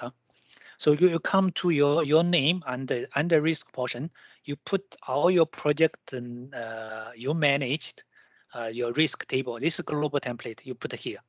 So once you do this, then from the PM dashboard. So okay, because I can see all the projects from Singapore. So that means once you do that one, then from the PM dashboard, you will be able to see the risk information on PM dashboard. If you do not put, then on the PM dashboard, those portion will be empty or blank. So that's why from WedgeQ, they are also able to monitor the project information and who access to this PM dashboard. So that's why we encourage all the project manager for risk register we already have. So please use a global template. Then you come to this folder, look for your company and look for your name. Then you put under your name the risk register. Then all the information will be reflected in this PM dashboard. Okay, so this is live system. The first time is a little bit slower, but after that it will be fast. So for example, this is one of the project. So then he already put the risk register in the system. Then from the dashboard, we will be able to see what is the detail of the risk and how much risk is high risk. Same thing for the S-curve. So once you put the S-curve document there, so then we can see the S-curve on the dashboard as well. So including the milestone list. So that's why this is we request all the project manager to minimum the risk register is required since already available. You just use a global template, put it under your name folder. So then we can see from the PM dashboard. Then for the big project, S-curve and the project performance report is necessary. So then we will be able to see the necessary information on the dashboard. Okay, so for the rest of the information, this PM dashboard already linked with SAP. So that's why all the timesheet related, that's mean resource, all the financial related, and even the billing related and AR collection, all these will be reflected in this dashboard. So this is only level 2. We also have level 3. So that means we'll have more detailed dashboard on the, for example, cash flow, the version order, and the AR collection. So all these detailed dashboard available from this project management dashboard. So today I'm not going detail. Today's message is for the project manager. please prepare the minimum risk register for using the global template. For those major big projects, you need to have the S-curve and the project performance report, then put it in the folder under your name. So then the same information will be reflected in the PM dashboard. Okay, and also you can go to your own project to take a look. How is your project status and how's the information displayed on the dashboard for your own project. Okay, so this is for the project management dashboard. Details, I'm not going through the details. Anyhow, I will share the slides and you will be able to come to this this folder. The PM dashboard navigation guideline will be available for you how to navigate in the PM dashboard. Okay, so this is for the PM dashboard. Anyone has a question on the PM dashboard? Alan Sang, Ponsak from YTS. Yes. Yes. I have a question in we are not going to in the detail of each document in required for PM dashboard, right? In this section. We are not going to the very detail. Risk For register, example, for yes. the risk register, yes. This is the new format that we get from the ICP. So to make it work with the PM dashboard, what is the minimum requirement information to fill in this form? Okay, for risk register, minimum information, we have a description. We have the high possibility of the risk, I mean the likelihood, all this basic information. Of course, for the cost impact, it will be recommended, but it will not be displayed in the PM dashboard. So Okay. that's why in the PM dashboard, if you see here, it's more display how many open on high, medium, and low, and how many closed from low, medium, and high. In fact, for the detail portion on the risk and opportunity, in fact, there's also some cost impact there. So that means if you put the cost, so then in this case, you will be also see the cost impact from this dashboard. So minimum for us when we prepare the risk, minimum we will know what is the risk, what is action plan to mitigate the risk. So all these major information by right should be there.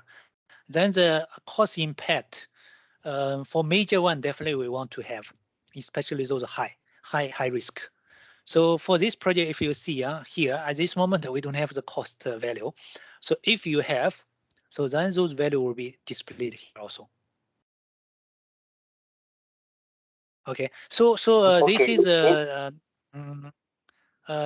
in fact this is in the risk register we have a compact version or full version. So for if you do not want to enter full information, you can use a compact version.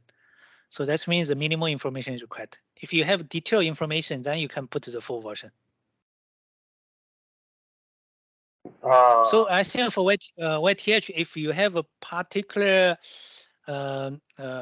question on the forms, I think we can discuss separately because forms by right, there's some instruction on the cover page there.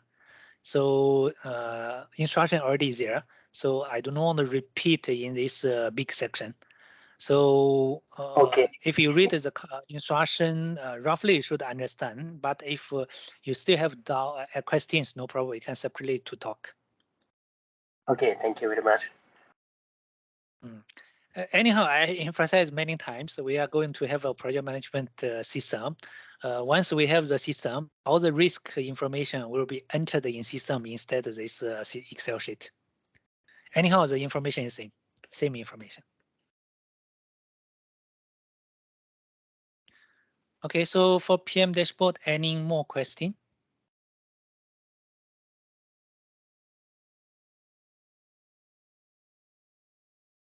Okay, if no on the chat, any question?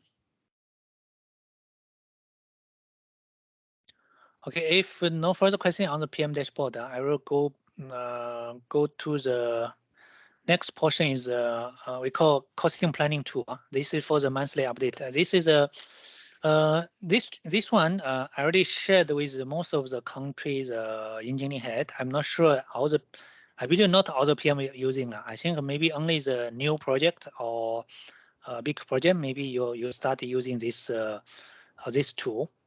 In fact, this is a tool how we manage the project cost. Project cost. Because we have a PRF format. Okay, this PRF format I believe everyone know very well because we are using this format every month. So when we do update for this PRF every month, how we do it? I believe you have your own worksheet if you are not using this template. I mean supporting document, supporting detail. Because for PRF, we only have the WBS level 6. That means, for example, DCS hardware. DCS hardware, you only break down for all these months. You don't have detail. For example, this cost. What is detail? So there is no detail in this PRF. So definitely for project manager, we need to manage all these costs. We need to have more detailed management. So that's why we'll have a separate worksheet on the, for example, DCS hardware. So and this is also easier for you to do the monthly update for PRF. Okay, for this one we are using for this PRF is our standard template. Then all these you see on this Excel sheet, all these are already linked with these WBS tab.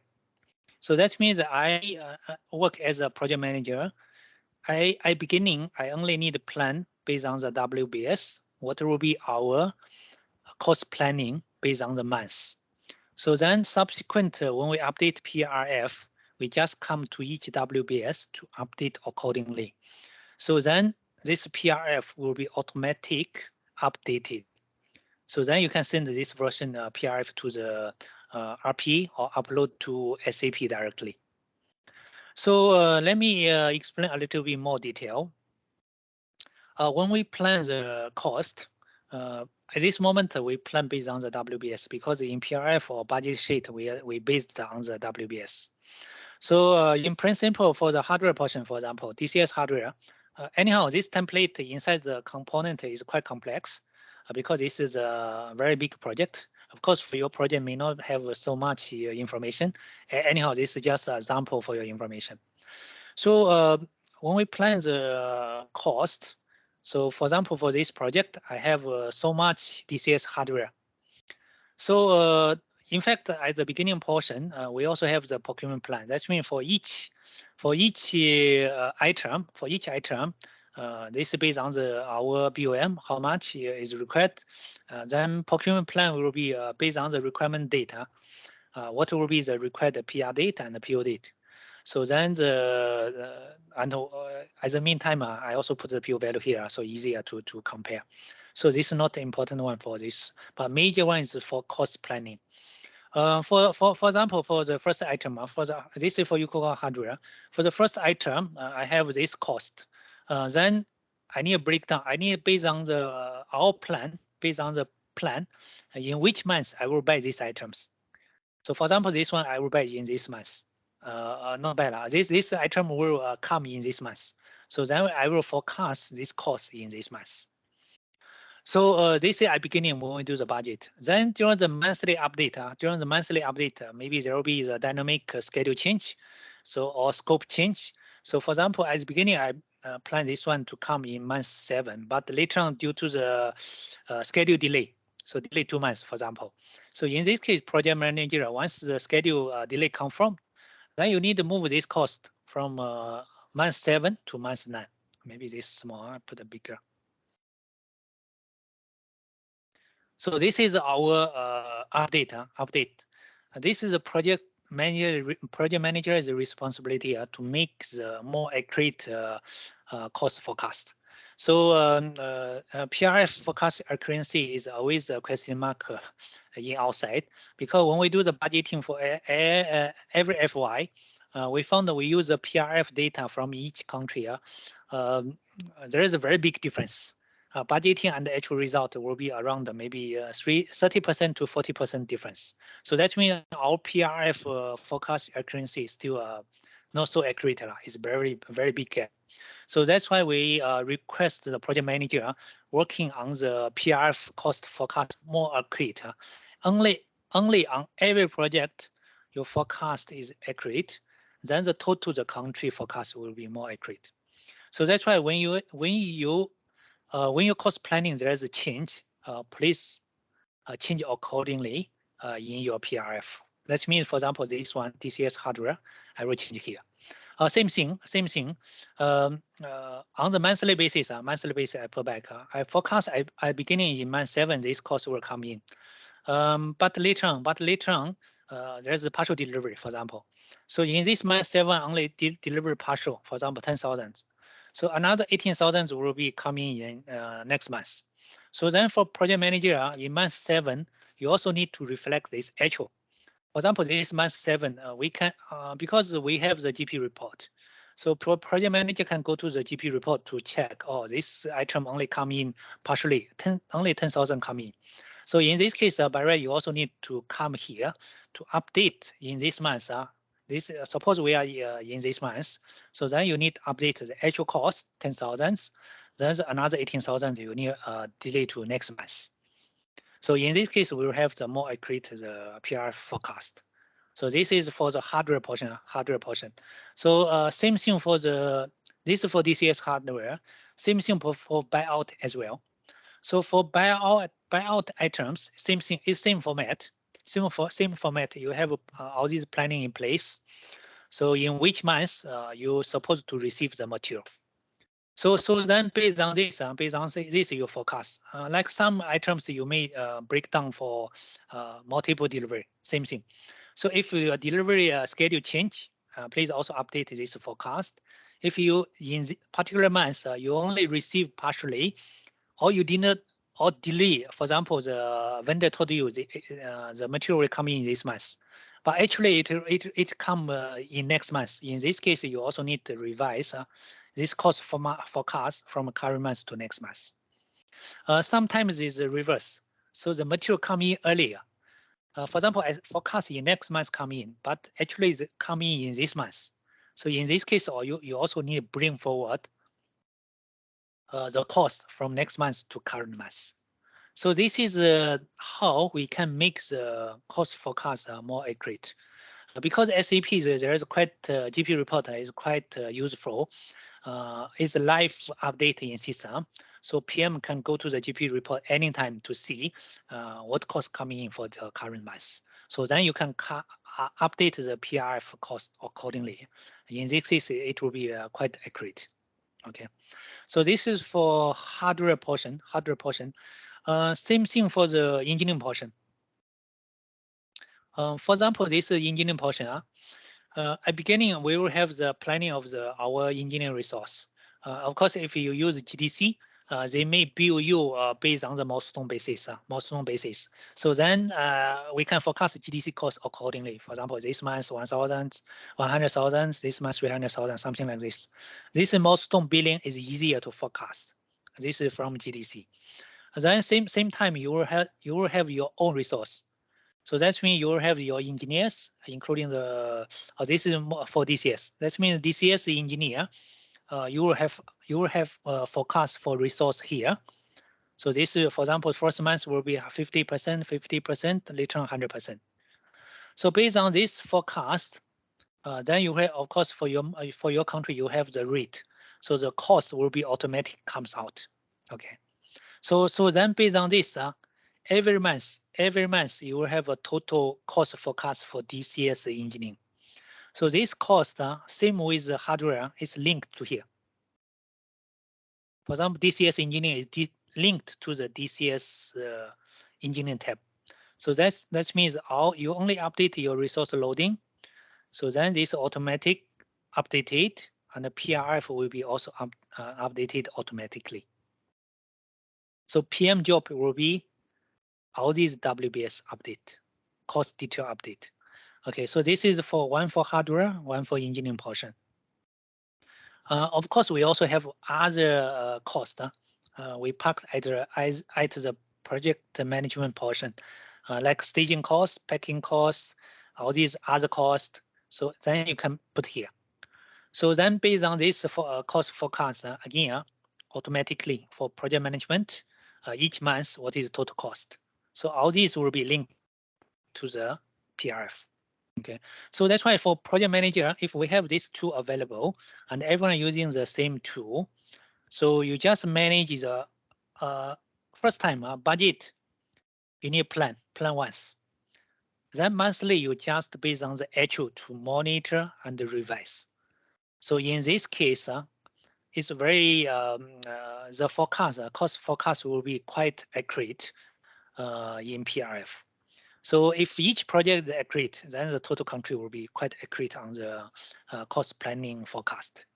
Okay, so this is how we are doing now in Singapore, and I believe some country already also start using this one to monitor the cost, but some countries still not. We know, and we also for the current backlog project, I also taught each country you can continue because you already have your own worksheet. So but please, most important, please update accurately. So that means you need to go to the GP report, you check the actual what happened, then you need to revise your costing forecast accordingly. Because recently there are so many audits done for many countries, and the general feedback from auditor is project manager did not update the actual cost on their cost planning sheet. That means you only do once at budget time, then you do not do any update anymore on the WBS level 6. So then this is not the right way to manage the project cost. Because from financial policy point of view, it's our responsibility to provide the right cost forecast, which will derive the right sales forecast. Because company level, we still forecast all the sales to HQ. So this is important factor or important information to HQ. So we need to have the accurate sales forecast. That's why project manager's cost forecast accuracy is important for us. So I request every PM, please update. You go to the GP report, check the actual, and update your cost planning accordingly. Okay. So this is currently we are using for new project. You can start to use this template, and for again for the new project management system, we are trying to automate the process. So once we start the project management system, it linked with SAP. So that means once you did your planning during the budgeting time, then all the actual cost incurred it will automatic updated in the system. So for the PM, very straightforward. You do not need to go to SAP anymore. You just go to the project management system. For example, this month I forecast 1,000, but in the PM project management system, it will be reflected from SAP. For example, this month only come 500. So then the PM's job in the system will be revised. The balance portion 600, when will happen? Will be next month? Then you need to revise. So that means this 1,100 will be revised accordingly, like this. Okay. So in the project management system. But at this moment, before the system rollout, we still need the project manager to manage the actual manually. But once the system in operation deployed, something will be automated. So that's why we are trying to eliminate all these manual work. But before the system, unfortunately, we still need to continue the manual work. We hope after the system deployed, all this work which can be automated will be automated. So then the PM major work will be communications, manage the project team. So this will be our major work. So all these system related work we try to automate. But anyhow, before that, please still continue our responsibility to update the cost planning more accurately. Okay. So this is a message I want to explain, and I believe this is a big Excel sheet, but I believe not. The concept is quite simple. As a project manager, I hope everyone is quite easy to understand what I'm talking. In general, it's just cost planning accuracy. So the project manager need to take the responsibility to update. Okay, so this is the general message. Looks quite complex, but only one-time work. After that is just update. So monthly job will be not so huge for project manager. But anyhow, this is our responsibility. Please continue to manually before the system deployment. Okay, so any question for this cost planning? Okay, so some questions, of course, accuracy. Cost accuracy not only for current months and the next 3 months. In general, we request at least the FY within the same FY. We hope the cost forecasts should be as much as possible. Very accurate. Okay, for FY, for whole FY. Of course, for this month and subsequent 2 months, as a project manager, we know what will be happening. So that accuracy should be very high. In fact, to be honest, in the PDD, that's mean in Singapore side, we do monitor the current months and the next 2 months. That means totally 3 months accuracy, we have some monitoring. And the whole FY, we also want to understand. Because some project, when we do the budgeting, we refer to the PR forecast. Then later on, when we see the result, we will compare which project has a big difference. Then we will see.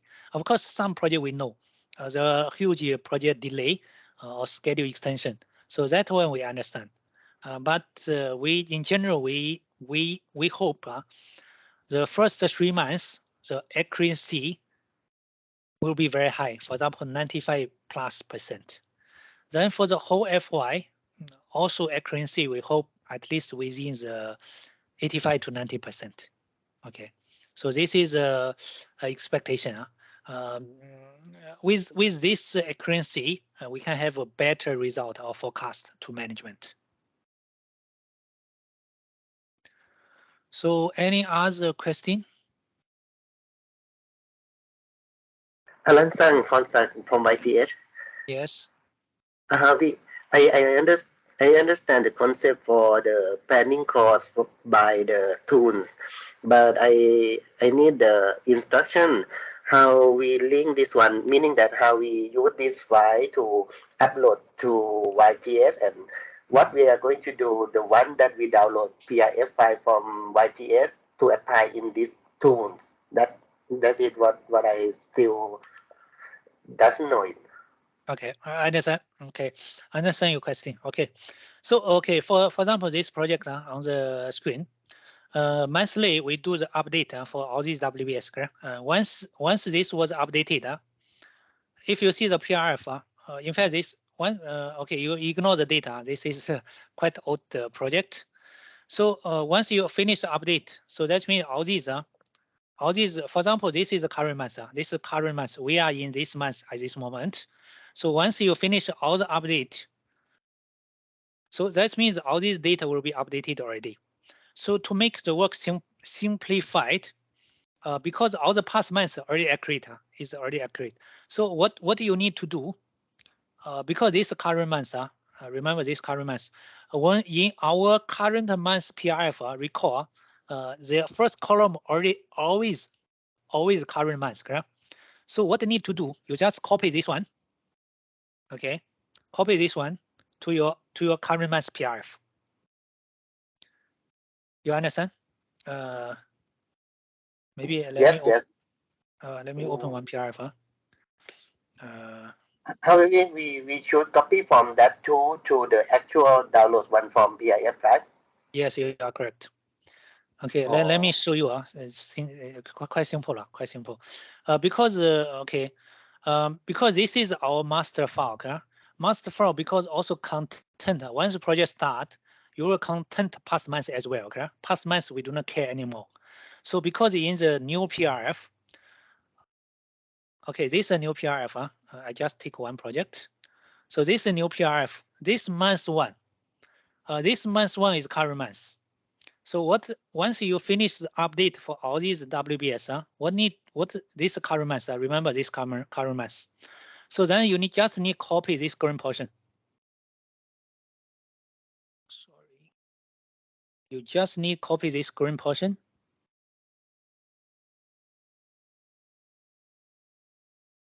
to this file. This current month, right? This current month, I remember.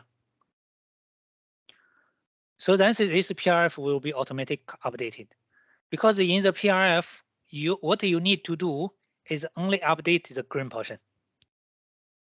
Same thing here. Same thing here. So once you finish the update, so this green portion will be changed. Then when we move to next month, for example, this month we finish.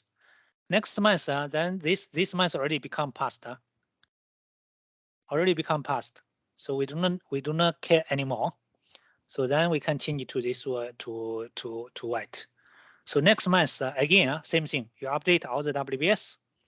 So next month's PRF, you will update. You will copy from here. I understand now. How we link this two with PRF. Okay, meaning that we are not run the generation of the report by this file. We need to copy to the actual one that we download from SAP first and then run from that file, right? Yes, at this moment, I think just copy paste is easier because we did not develop the buttons here. Because in this tool, there's past months. So it's a bit complex if we generate a button here to generate the upload file. So that's why we did not automate this portion. But anyhow, update for you is again the new project management system. I highlight many times since it's coming in next FY. So in the new system, project manager just need to update all the cost in the system. There's no more Excel sheet. Then the PRF, there's a button on the system. You just click a button. The PRF for this month will be automatically generated. And also it will be linked to RPA. So RPA will be automatic upload to SAP. So when we use the system, it will be very straightforward. You just change your cost planning for each WBS. Then you just click the button. Everything will be automatic uploaded to SAP. So this is in system. Now before that, you still need to do this one. Then the copy to the downloaded PRF. Okay, clear?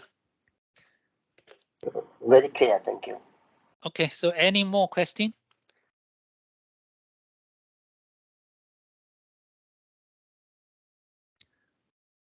Okay, someone is asking the DCSE and the PGT. DCSE is more for our DCS software engineers. Project PGT for us is more for project engineer, hardware engineer. So because we have DCS software engineer, we have hardware engineer, we have safety engineer. So they charge two different WBS. Okay, so any more question?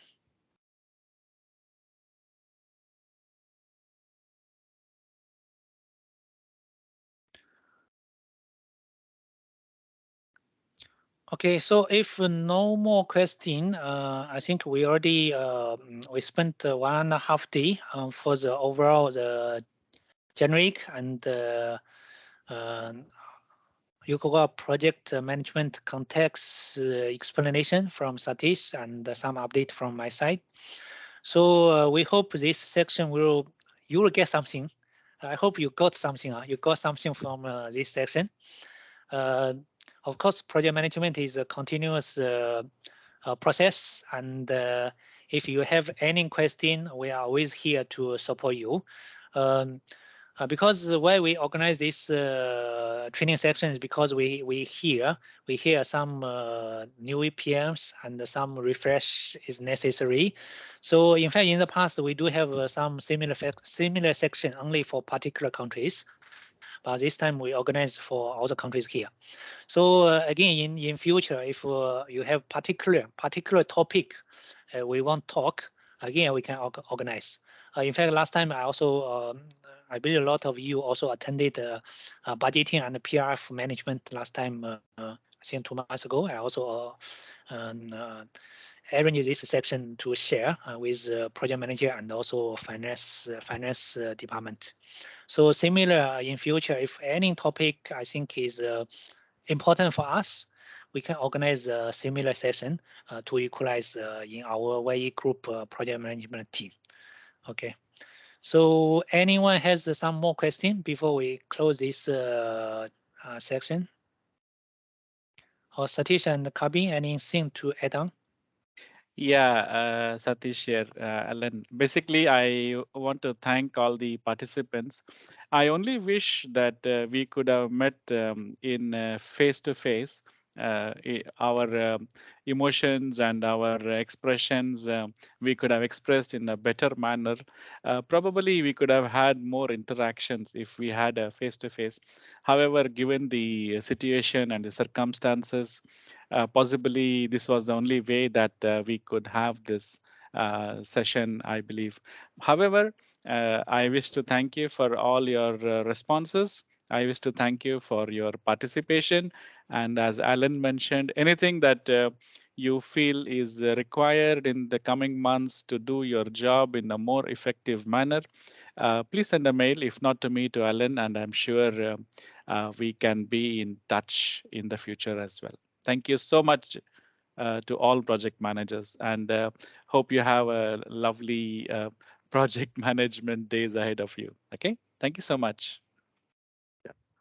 Thank you all. Thanks for joining.